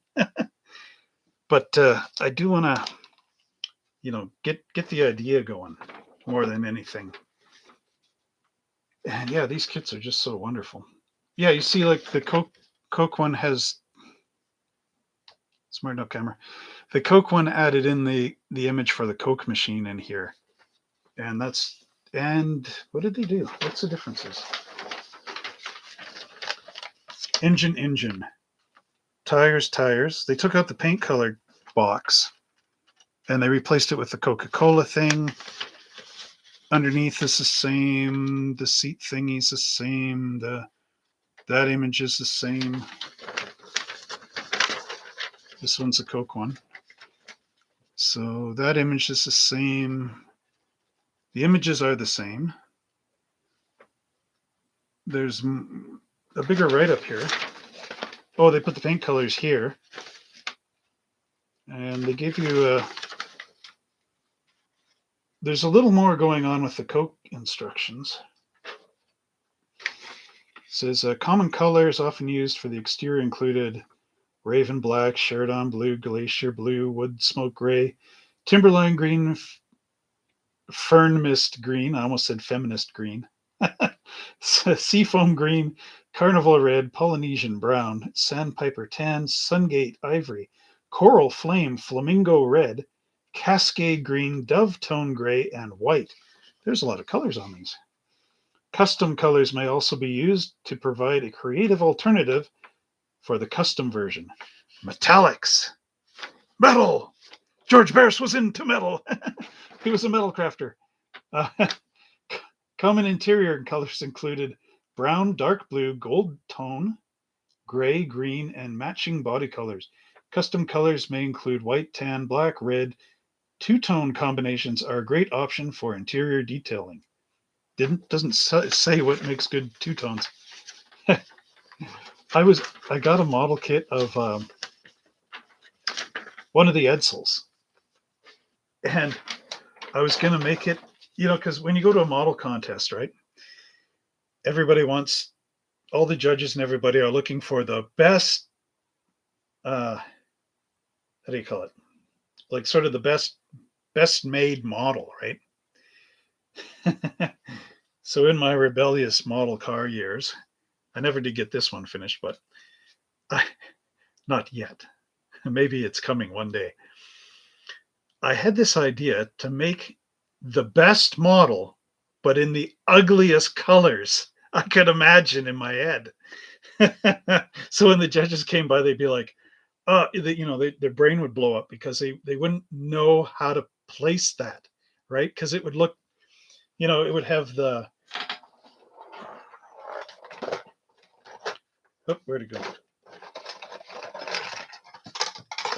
It would have like this from the polishing kit, like that laser glass smooth finish, right? And highly polished, like a real gem of a paint, you know, technique and layout. But the colors I picked were Tester's zinc yellow and OD green, like in a combination with the two tone. So this Edsel was going to be like OD green and like yellow, and oh man, it would have been gross, but done to perfection, perfectly disgusting. That's how I wanted to build it. I got as far as painting yeah, exactly, Frizzle. I got as far as painting the interior, and I think I stopped there because everything, happened. But I have it like bare metal foiled in there and everything. Like it's just a work of art what I did, but it's just ah the colors are disgusting. I'm bad that way. And I was also going to make a series of pink cars so that well, this sounds bad, but the the ladies and the kids would vote for the pink cars because some of the model car contests they changed it from judges judging things to people's vote. So I was going for like because husbands, wives, and daughters, or wives and daughters and girlfriends are always being brought to the model shows. And you watch them and they're all like boring, right, sort of thing, while the guys are pouring over all the details in the model cars. So I thought of doing some that were pink and all these colors and stuff that would appeal to those wives, daughters, mothers, and everything else. So when it came to the vote, the ballot votes that I could tally up the field, I know I'm a bad boy, but it might have worked. So anyway, what's everybody saying here? Mike, I guess, is replying to Frizzo saying that he'll build them all eventually, models. Harry is saying it has Thunderbird parts. What had I can't remember what I was talking about that has Thunderbird parts, but sure. OG Graz says that he loves that 53 Ford kit. Yeah, the truck is a good one. Harry is saying the porthole and the fins and the taillights look like T-Bird. From the custom, the 40 or the 50 convertible. JC found a 55 Dodge Mobius kit. That'd be cool. Harry is saying Baby Moons and Gasser version. JC, it's too cold in my paint booth to do anything right now. 52 degrees Fahrenheit down there. Sounds like when I need to film my videos. Concrete floor, and I've got these slippers with rubber bottoms that just go right through. Frizzo says pea green doo-doo brown. Yes. Yes. Harry Satin 52. I'm jealous. I'm in the 20s. Oh, I was going to say about the Korean War thing. So what happened is right after World War II and a little bit of time period where there was some peace. This is when Korea started its separation between North and South, right? And the communist, I keep forgetting who went where, but I think the communists went north and the free people went south. Yeah, because South Korea. But anyway, the U.S. government was talking about that they needed the chrome in that time period, that they needed chrome so that any cars that from like 1952, I think, to 54 were not going to have chrome. So GM and everybody, started to think, well, you got these chrome bumpers, and most of the cars in the 50s were, like, as we know, loaded in chrome. So there's a couple of images of test samples of cars and trucks and everything that instead of having the nice, Where are we? Of course, I got to show these from the back view. Here, on the Ford truck, for example, instead of having that nice big piece of chrome in there, because the Korean War effort needed the chrome, they had that painted. And there's pictures of the 52 Chevys like that. I think a couple of Fords in out there. If you search them, you can find them. I don't know what they were, but they're only in sort of a sample picture thing because the car manufacturer is trying to figure out what colors would best look good in where the chrome was to make it still kind of look appealing. You know what I mean? If you're going to buy the car and there's no chrome there, they needed another color that was kind of like it, that wasn't silver, because that looks kind of dreadful. You know, replace chrome with silver paint. It's, you know how it goes. So a lot of those cars, they painted the bumper or the grills and all that chrome with white paint. That was their alternative to it. And the cars look good. But that was sort of their thought. But then the Korean War never needed the chrome, so all those cars had chrome anyway. So like I said, there was a few test images out there of that, but nothing serious. Oh, I ate beans and hot dogs for lunch. It's all coming back to me now. There's the nice side pipes on there, and the stock wheels, and the service one, the little signal lights, and then just stock. So I was going to make the Coca-Cola one with all three of these, but they had the Coke stuff on them. Maybe not the service truck, but the one with the canted eyes. Then put them into display in the old Monster Hobbies.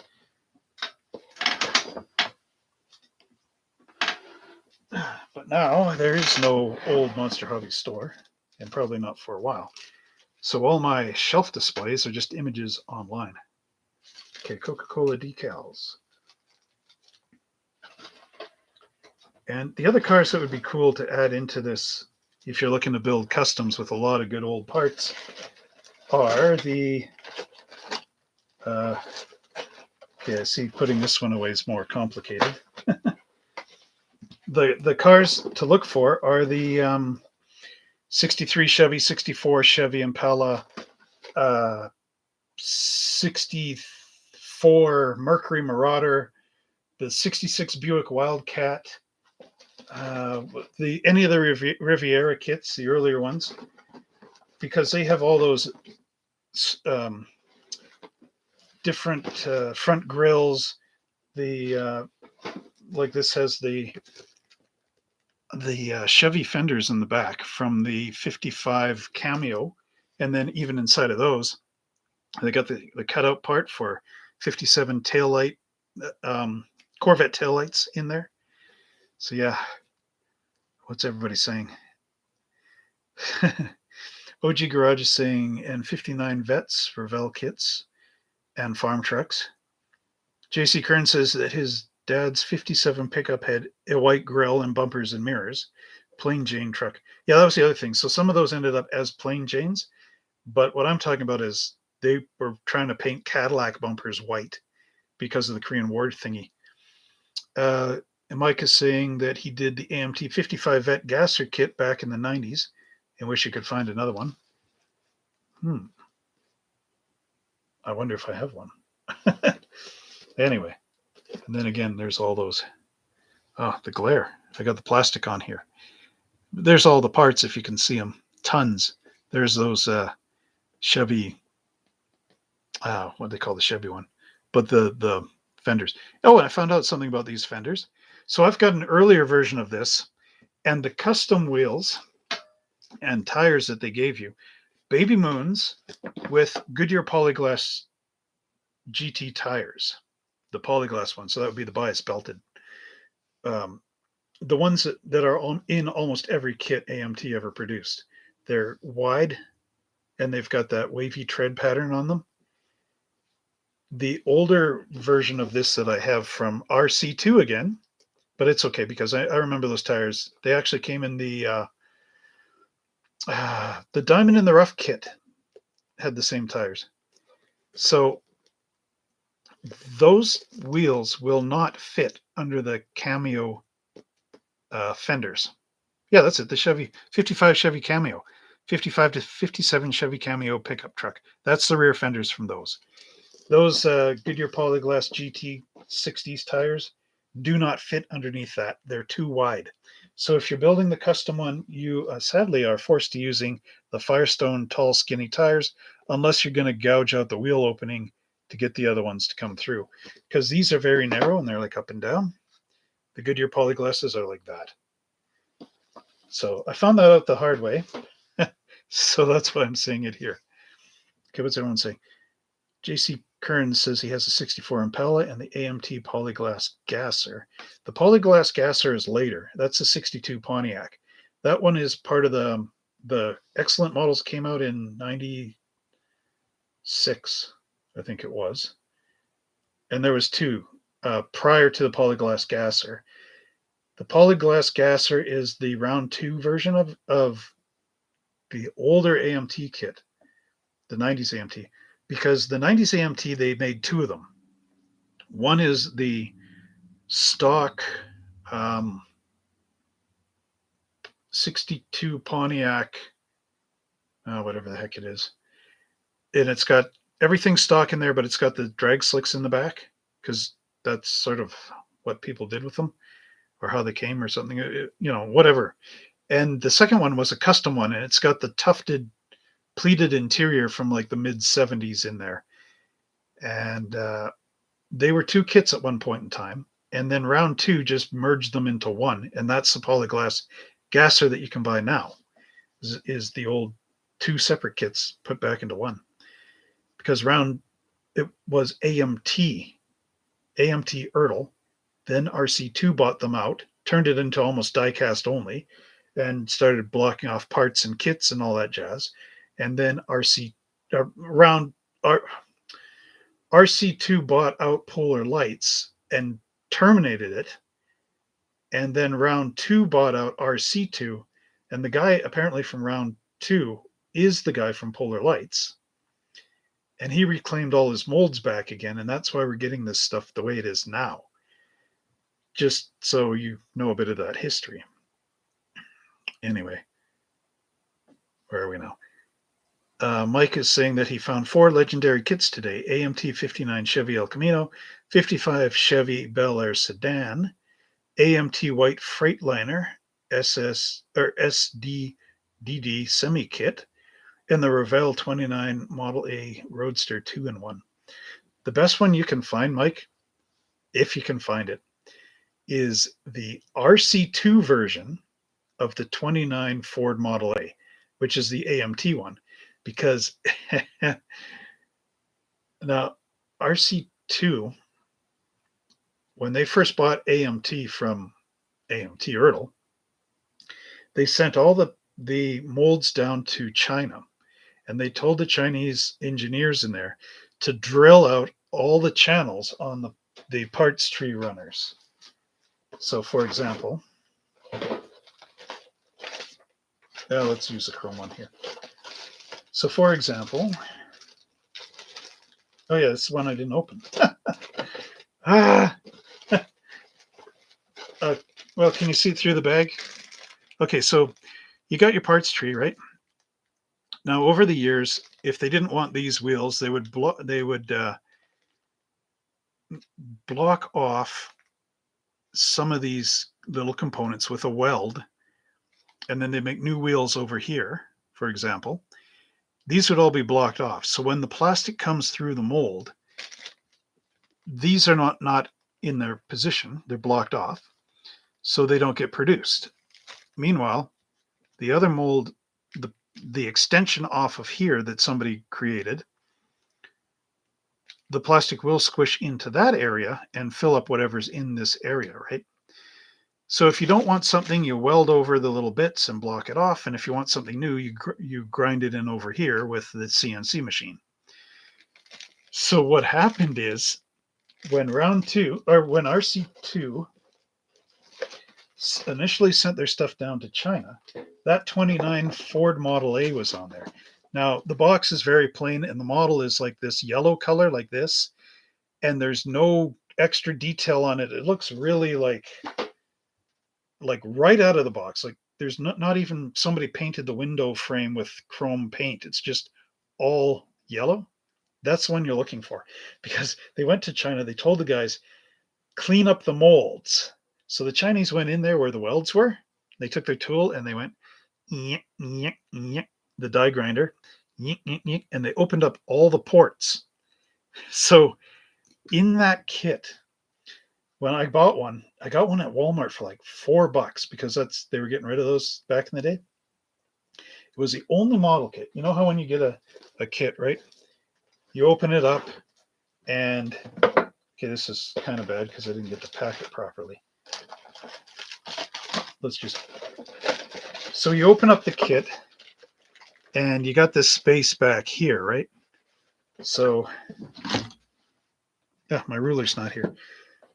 So let's say that's about, what do you say that was? 2 inches down there. Okay. That Model A kit, if you can find a sealed one, the plastic,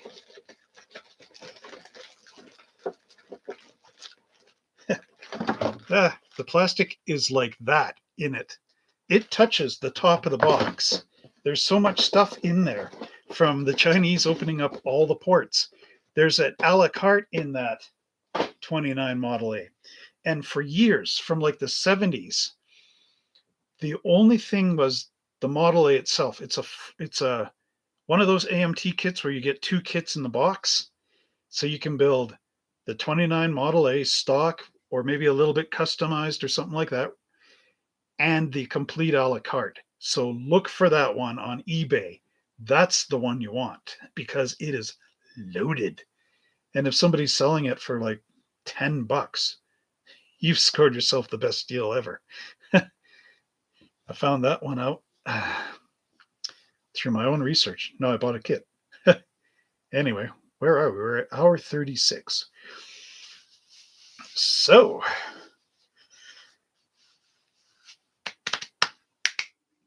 my name is Trevor Slescu. I'm the owner of Monster Hobbies. We're no longer at this address, so ignore.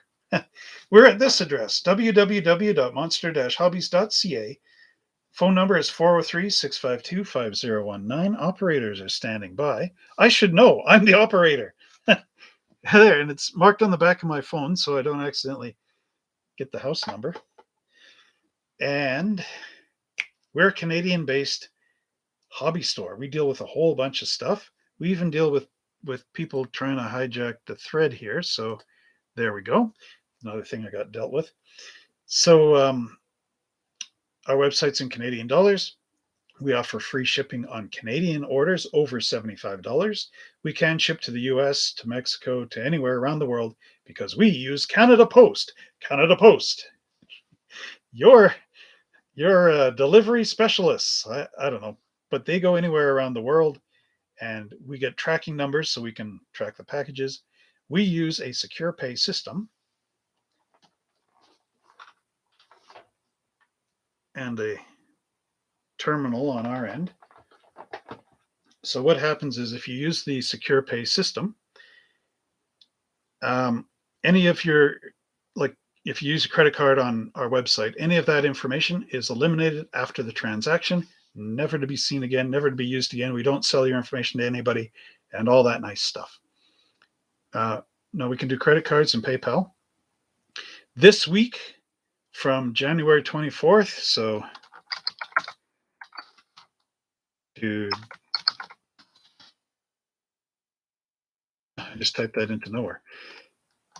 January 24th to Jan 31st equals 20% off on our website with, typing it on the side so you guys can do this here, with promo code, where is it? Store-wide savings. Savings week. So here it comes. 3, 2, 1. January 24th to January 31st. 20% off with promo code Store-wide Savings Week.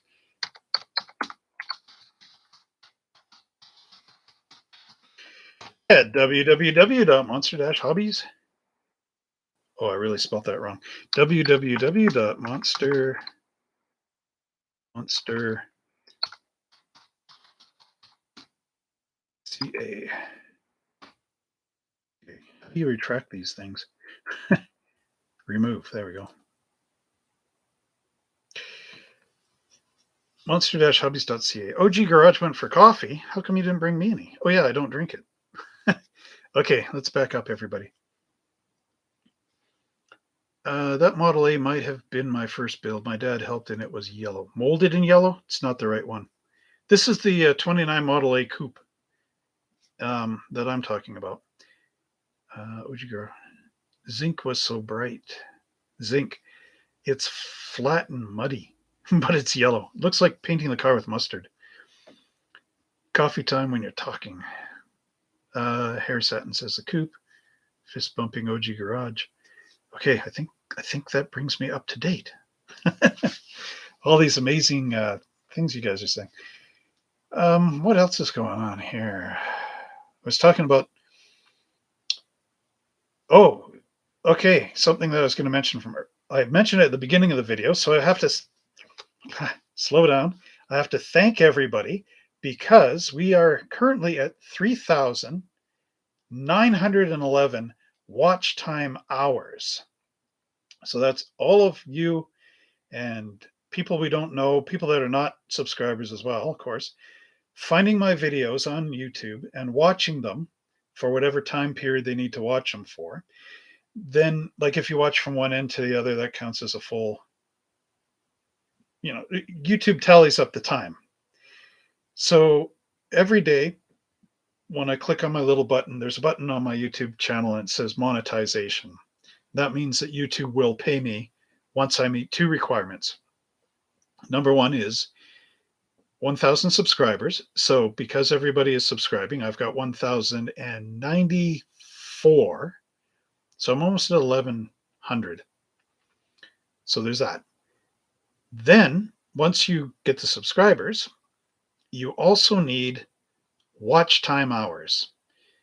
YouTube has said 4,000 watch time hours. So once I surpass 4,000 watch time hours and 1,000 subscribers, YouTube sends out a congratulations, you can now be part of the YouTube partnership program, which boils down to we want to pay you for making these videos. Okay. So this is sort of an accomplishment. I've got one channel that is monetized, but it's a channel that I've had since 2008. It's not a bad channel. The problem is that I started it in 2008 as being one kind of YouTube channel. And then now I've been running my hobby shop since 2004. So the way that the other channel started was, of course, I wasn't thinking anything about YouTube and any of that other stuff, right? I was just happy I had a hobby shop and, customers come in the door and I'd sell them something. And, if I didn't have it, I'd recommend a different hobby shop they could go to find it. I like helping customers. If somebody's asking me, well, how good is this paint? I can explain to them. I like that. I miss that, So I was just there. And back in the early days when I moved to town, there was a lot of young kids and they were playing Hero Clicks and all these other games. So when I opened up the hobby shop, I became the go-to person for all these little gaming things and whatnot. So I made friends with a bunch of everybody's all around town. And as customer friendship sort of came up, right? So a bunch of the high school kids were making movies because they had this, what do we call that? It's like when we were growing up, it was drama class, right? But now it's something like film and editing class or something like that, eh? So when I was a kid, we had VHS camcorders. This is in the 80s, right? And that was the new exciting thing because only the school had the camcorder. And our school had one of these, our TV stations use these things, but they're the side loading VHS cassette ones, right? You're basically walking around with a VCR with a camera end on it, right? So if you're hand holding this thing, your video starts here, and then it starts going like this. Because this thing is crushing your arm, right? Mass media class, maybe JC, but I don't know. Of course, always there's a Canadian version of saying the same thing, right? Anyway, so they took this these kids were taking these courses, but when I was in high school, I was doing this stuff in English class. Believe it or not, we were making we had to do book reviews and presentations and stuff. This is about grade 9 or 10, up grade 11, up to grade 11 sort of thing. So I sort of have film experience, if you want to call that.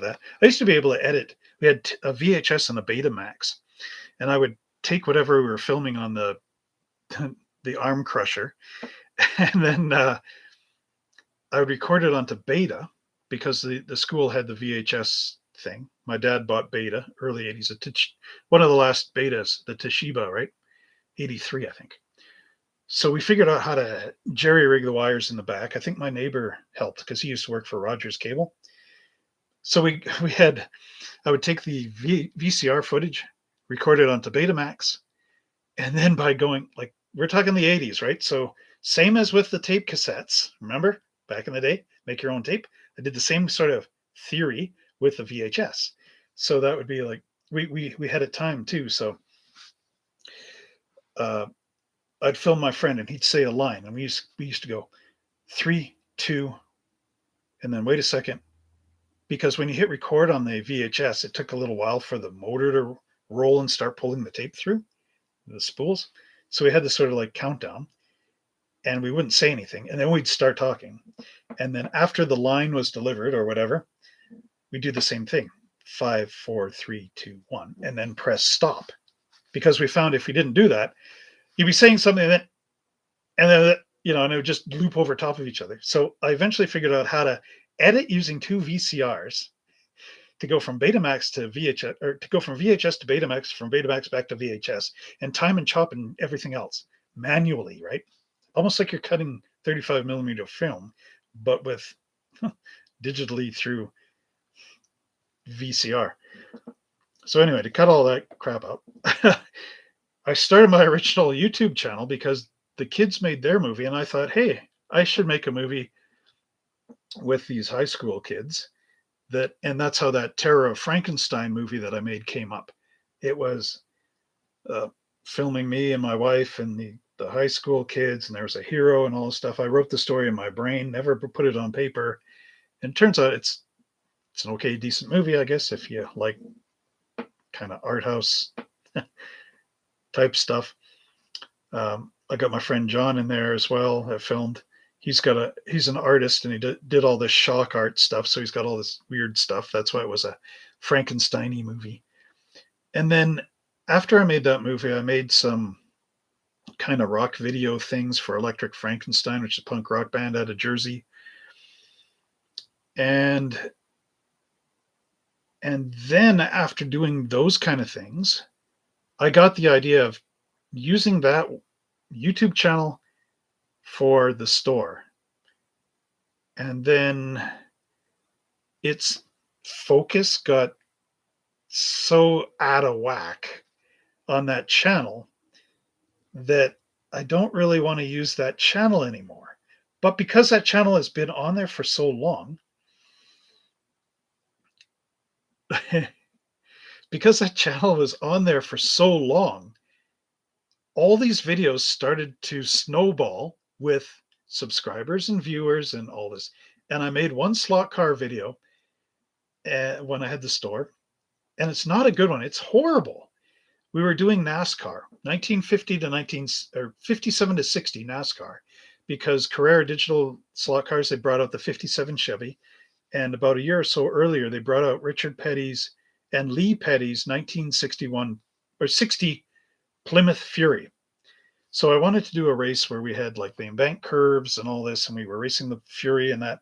And my sister had a Revell 57 Ford. So I took one of the Fury kits and I chopped the back just behind the rear axle, made it fit into this 32 Ford.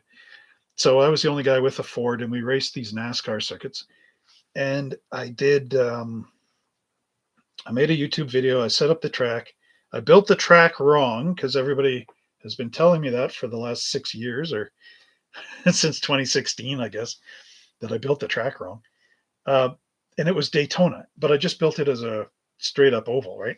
Because I was looking at Charlottesville, and it was one of those things where I had like the papers of the tracks all together. So when the week came up to build Daytona, what I thought was Daytona, I built, but it was Charlottesville because I don't know, the papers were in the wrong place, and you know what I mean. I just got kind of confused that day, and I built Charlottesville and named it Daytona. And I'm not on a tripod.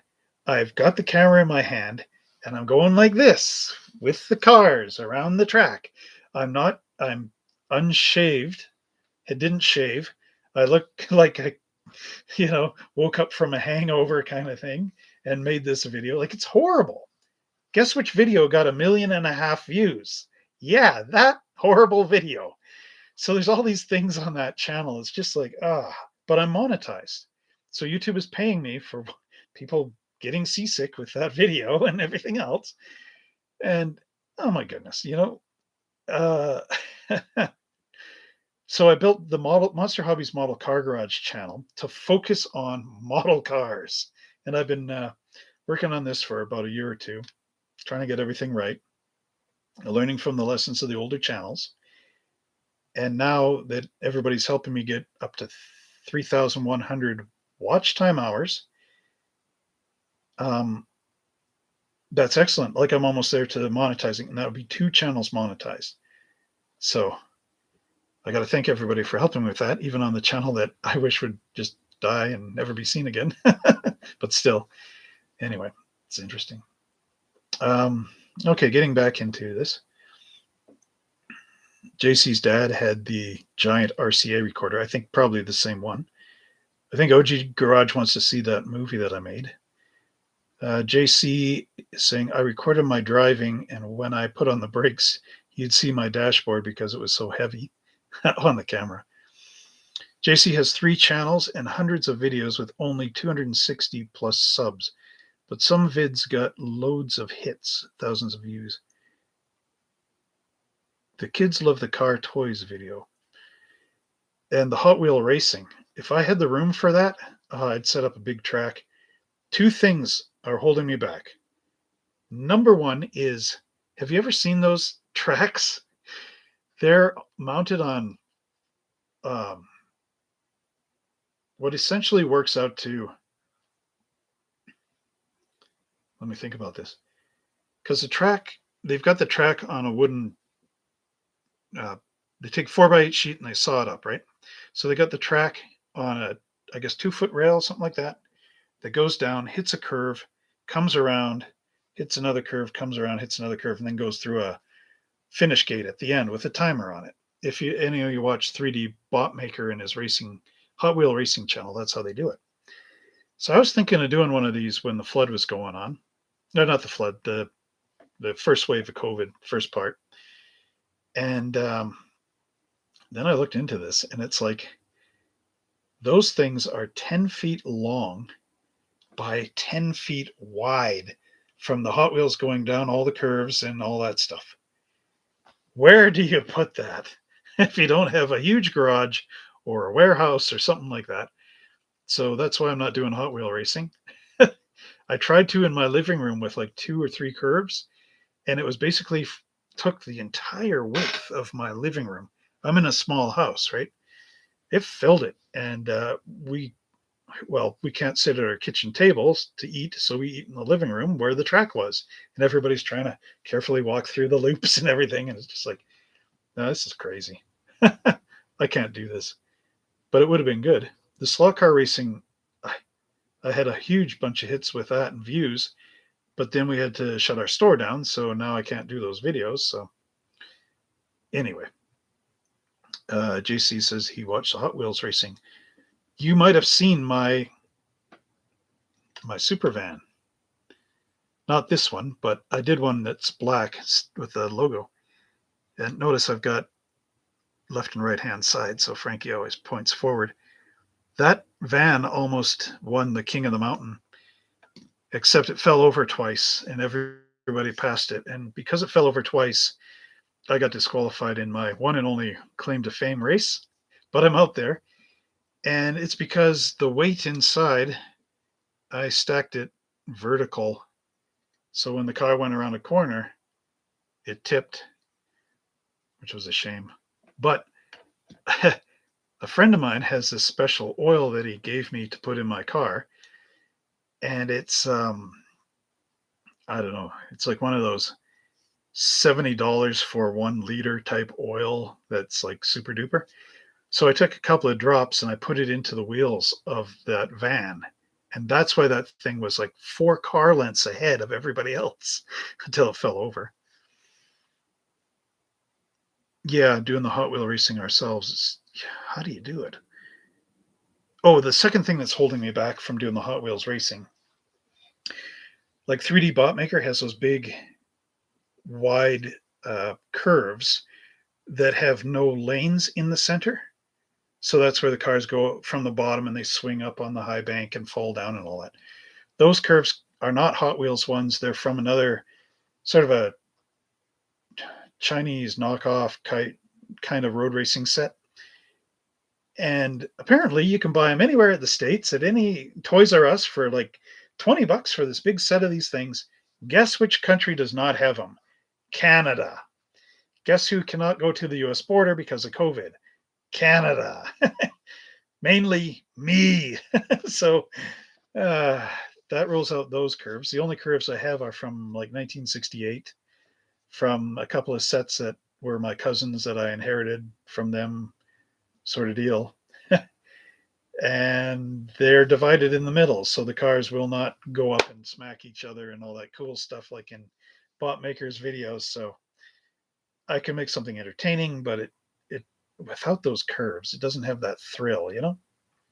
So here we are talking about this stuff when we should be talking about the Customs Rat Rods and Show Rods model group build. So forgive me for going off track. So yeah, those were a couple of ideas. You know, great sources for kits and parts. Oh, Canon Quick Menu received a note. My camera. So there's one that's got tons of great kit parts in, and another one is our 53 Ford convertibles. Lots of parts. It's got the 70s look to it.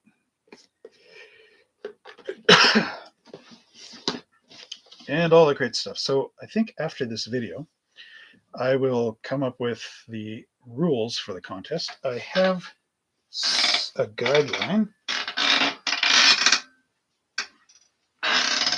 Don't know if I should show this because maybe you guys know this group. Say like, hey, you're ripping them off. But I mean, they wrote a pretty decent guideline that I could just alter a bit. So why not? I mean, what do I know for rules on these things? I'm just starting with YouTube. This is for a Star Trek group build. So it says, welcome. Oh, it's from Hobby Link. I don't know if you guys know Hobby Link. Hobby Link International. Welcome to the Hobby Link International 2022 Star Trek group build. This build was voted on by you, the community members. So we kind of voted on this, you know, that you guys want to do custom, was it custom rat rods and show rods? So kind of like that. It says, we hope to see many of you joining in the build. Okay. Okay. That sounded like Pepe from Muppets. Okay. Okay. Must enter a new kit. Previously started kits will not be allowed in the group build. This is to get everyone started off on the same foot. But they didn't say right or left. All right. But, you know, some of this stuff is sort of, what do they call it? Transferable. What is considered a build? It can be a kit, 3D printed or scratch built. Just putting together or printing out a file is not considered a build. A build has work done to it, such as sanding, filling, gluing, painting, etc. Models or 3D prints with nothing done to them will not be accepted. So I'll have to, rewatch Trevor's unboxings. Hobby Link is where I get my models. Sorry, they were cheaper. Oh, come on. I'm in Canadian bucks. I'm giving you all these discounts and free shipping across Canada. I don't know. Anyway, okay. Yeah, so obviously it's not going to be Star Trek related. Build can be any scale. So I think on this one it should just be to 24th, 25th, you know? Yeah. Manufacturer. Yeah, because Star Trek kits the scales are all over the place. So if I built a original Enterprise kit from 73 and the Klingon and the Romulan, that's 1/650th scale. The motion picture stuff is 1/537th. The little 3-in-1s are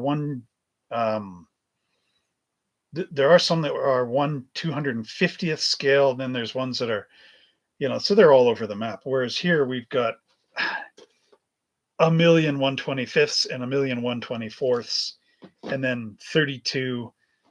I guess there's 43rd scale or something, and then 16th and 8th and 12th. But how many of us are going to go run out and get a 1/12 scale kit? Maybe you will. I don't know. Anyway,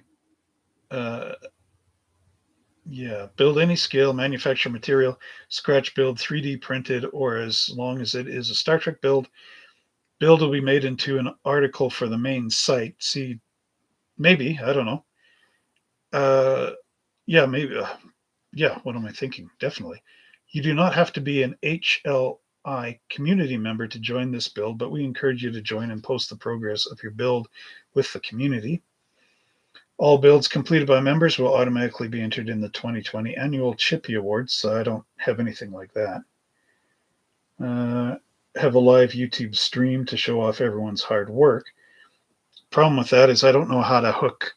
If you sent me a picture, I don't know how to put it in this stream that's going on now. Yeah, I don't know. So I'd have to make a separate YouTube video based on that. Yeah, and then it goes on to all this other stuff, like how to do that. Most important rule of all, build it how Trevor says. Says have fun and enjoy your build. We love seeing your work and we hope you join in on the build. No, I just said that first part because my friend James, we have this little thing about building it your way, and I always say, no, build it my way. Anyway, just for fun.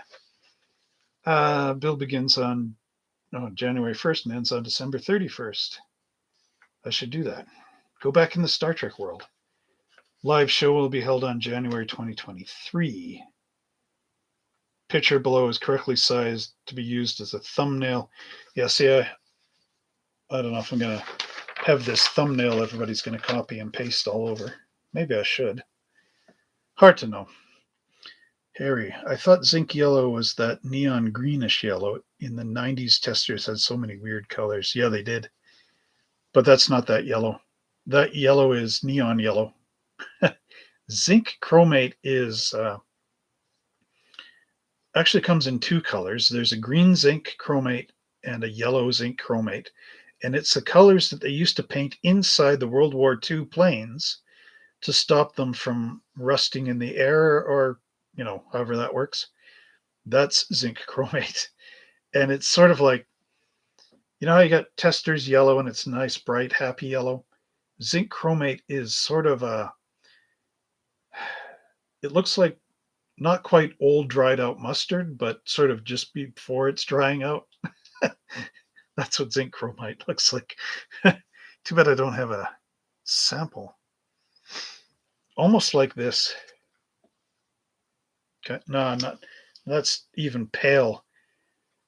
I don't know. I have to find some somewhere. So yeah, I think building these hot rods and whatnot will end up being kind of a nice little group build. Maybe I should make it a year long. Is that too long? What do you guys think?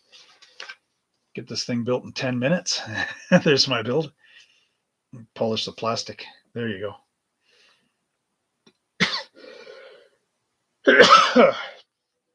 Ooh.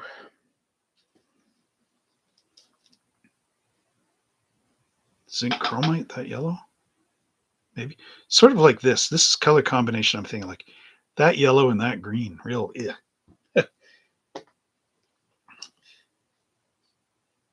JC wants to see my built collection. I do have some of these videos where I am showing stuff, but I've got a lot. My unbuilt collection is even more impressive. Thank goodness there's a Facebook group called the Unfinished Model Club. I don't have to even build a kit, and I can post stuff on there. It's great. Okay, so 2 hours in, I guess that's enough time.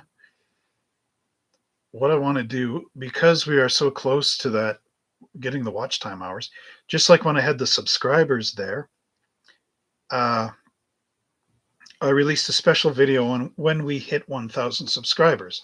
So that was the ICM, pardon me, the 1910 Paris taxi cab, the Renault.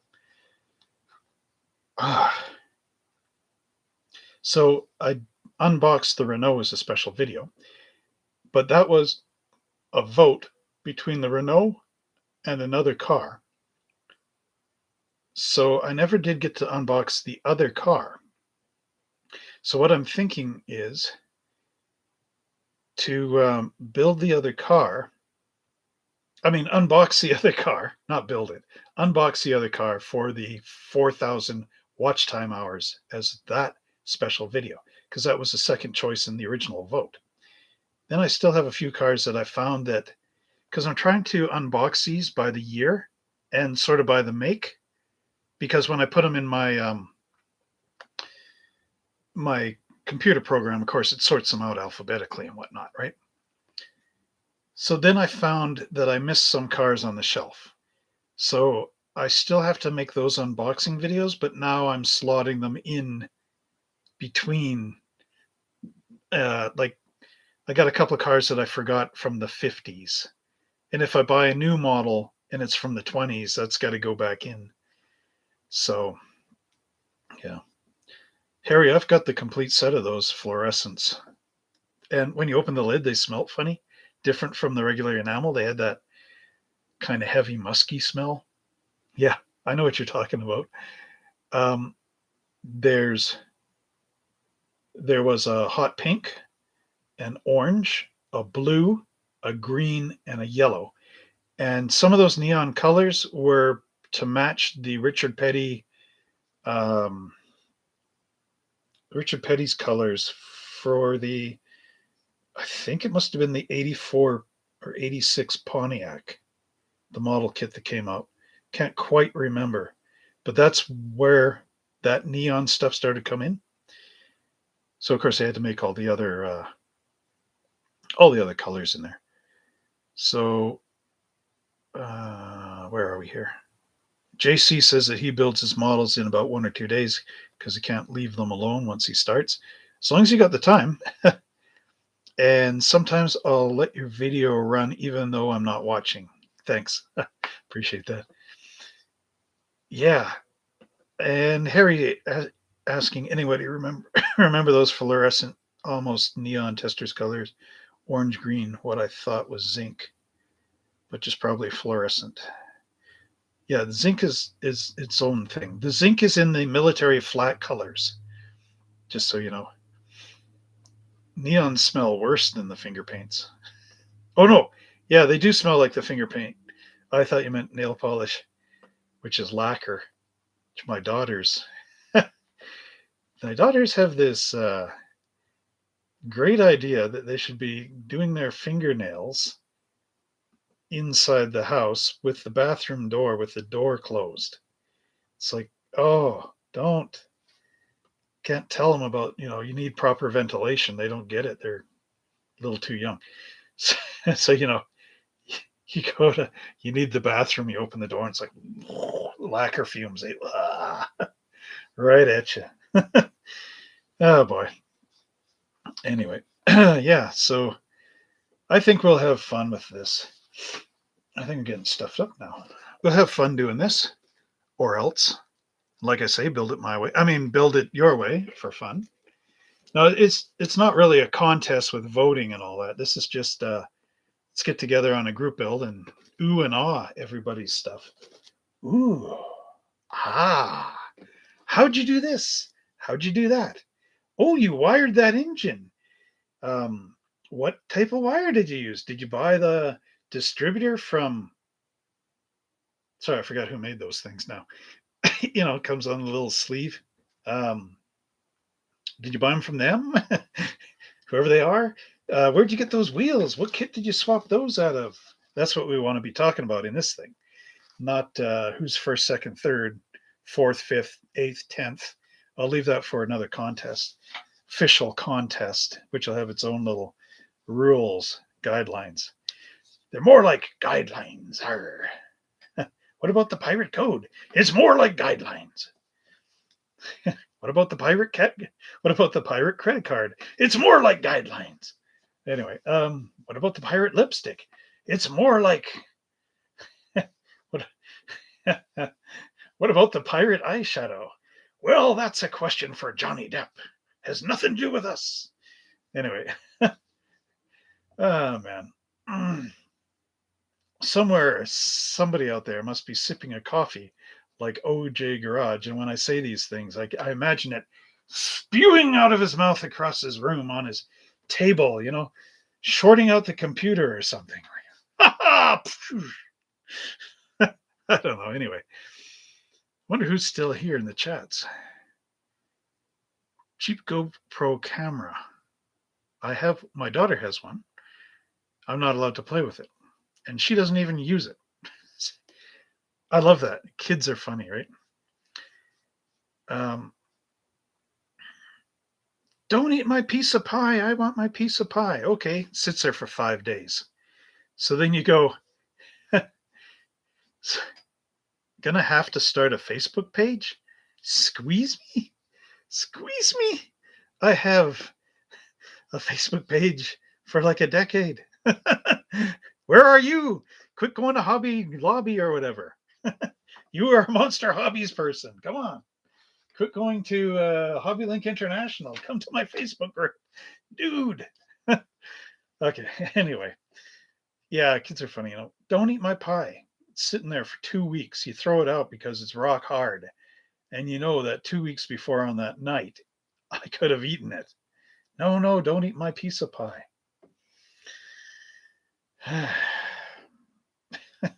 Territorial. All right. Anyway, 2 hours, 12 minutes. We're getting into that part in my video. Part in my video where it becomes like Saturday Night Live at 1 o'clock. The really bad sketches come out. The band plays the kind of sleepy jazz. That's what's happening here now. Facebook page just for YouTube subs. Well, I could open up a group off the business page. So, I mean, it can be done. I did it for the Monster Hobbies Build a Model contest. Our annual monster contest comes out October. So that's like the Halloween models. So Frankenstein, Dracula, haunted houses, cars like the Munster Mobile, all that stuff. You can find it on my YouTube channels somewhere. The other thing I need to make today after I close this off, I need to come up with my own rules for our group build.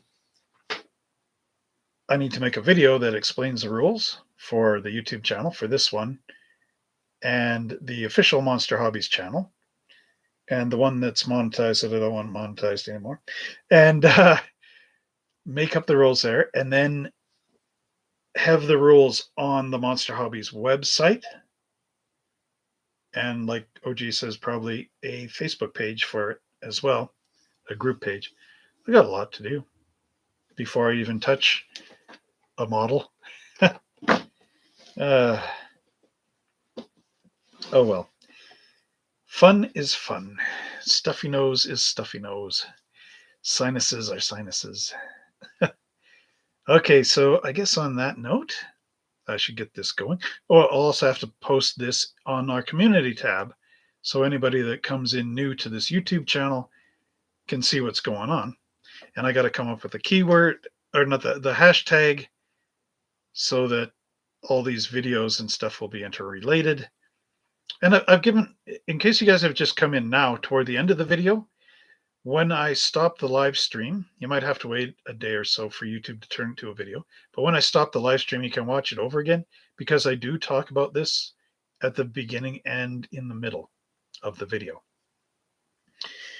So, just before I go, my name is Trevor Selescu. I'm the owner of Monster Hobbies in High River, Alberta, Canada. Our web address is www.monster-hobbies.ca. Phone number is 403-652-5019. Operators are standing by. We are a Canadian-based web, or our store is from Canada. We offer free shipping on Canadian items over $75 within Canada. Our website is priced in Canadian money. OG Garage is having a coffee again. We accept PayPal and credit card payments on our secure pay system, so that anytime you use the credit card on our website, all that information gets eliminated at the end of the transaction.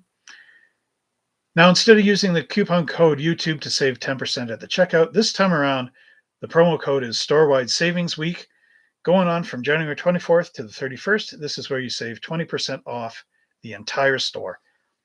So there we go. And yeah, we are doing a group build for customs, rat rods, and show rod model cars. And once I get off this crazy live stream, I will hammer that out and have it all ready. Now that my wife is actually loading cards and things onto the website, yeah, get that furnace filter replaced before I end up with getting bronchitis.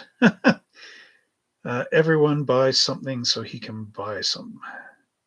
Like, buy from my website. You want to make this nice friendly group build about buying from my web store. Oh boy, I don't know. I mean, that would be like the golden dream.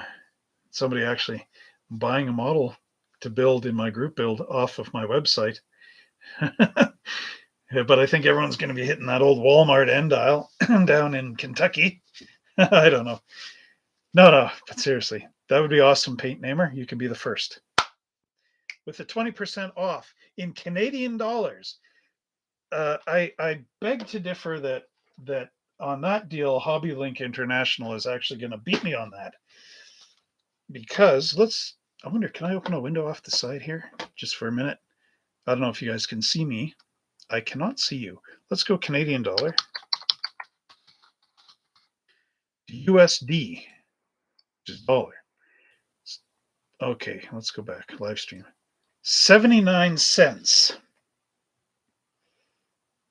What's my model kit? $42 Canadian. Now, how does this work? Oh, why am I doing that? So, $42 is equal to $33.16. So 33.16 times 0.8. So that $42 Canadian model car kit you can now get for $26.52.53 with my deal, if you're buying from the US. The only difference is, of course, the shipping. Can't help you there. But anyway, Harry says I should build a Klingon ship. How about I just glue the Klingon nose onto the end of the Ford in the front? No, that'd be bad.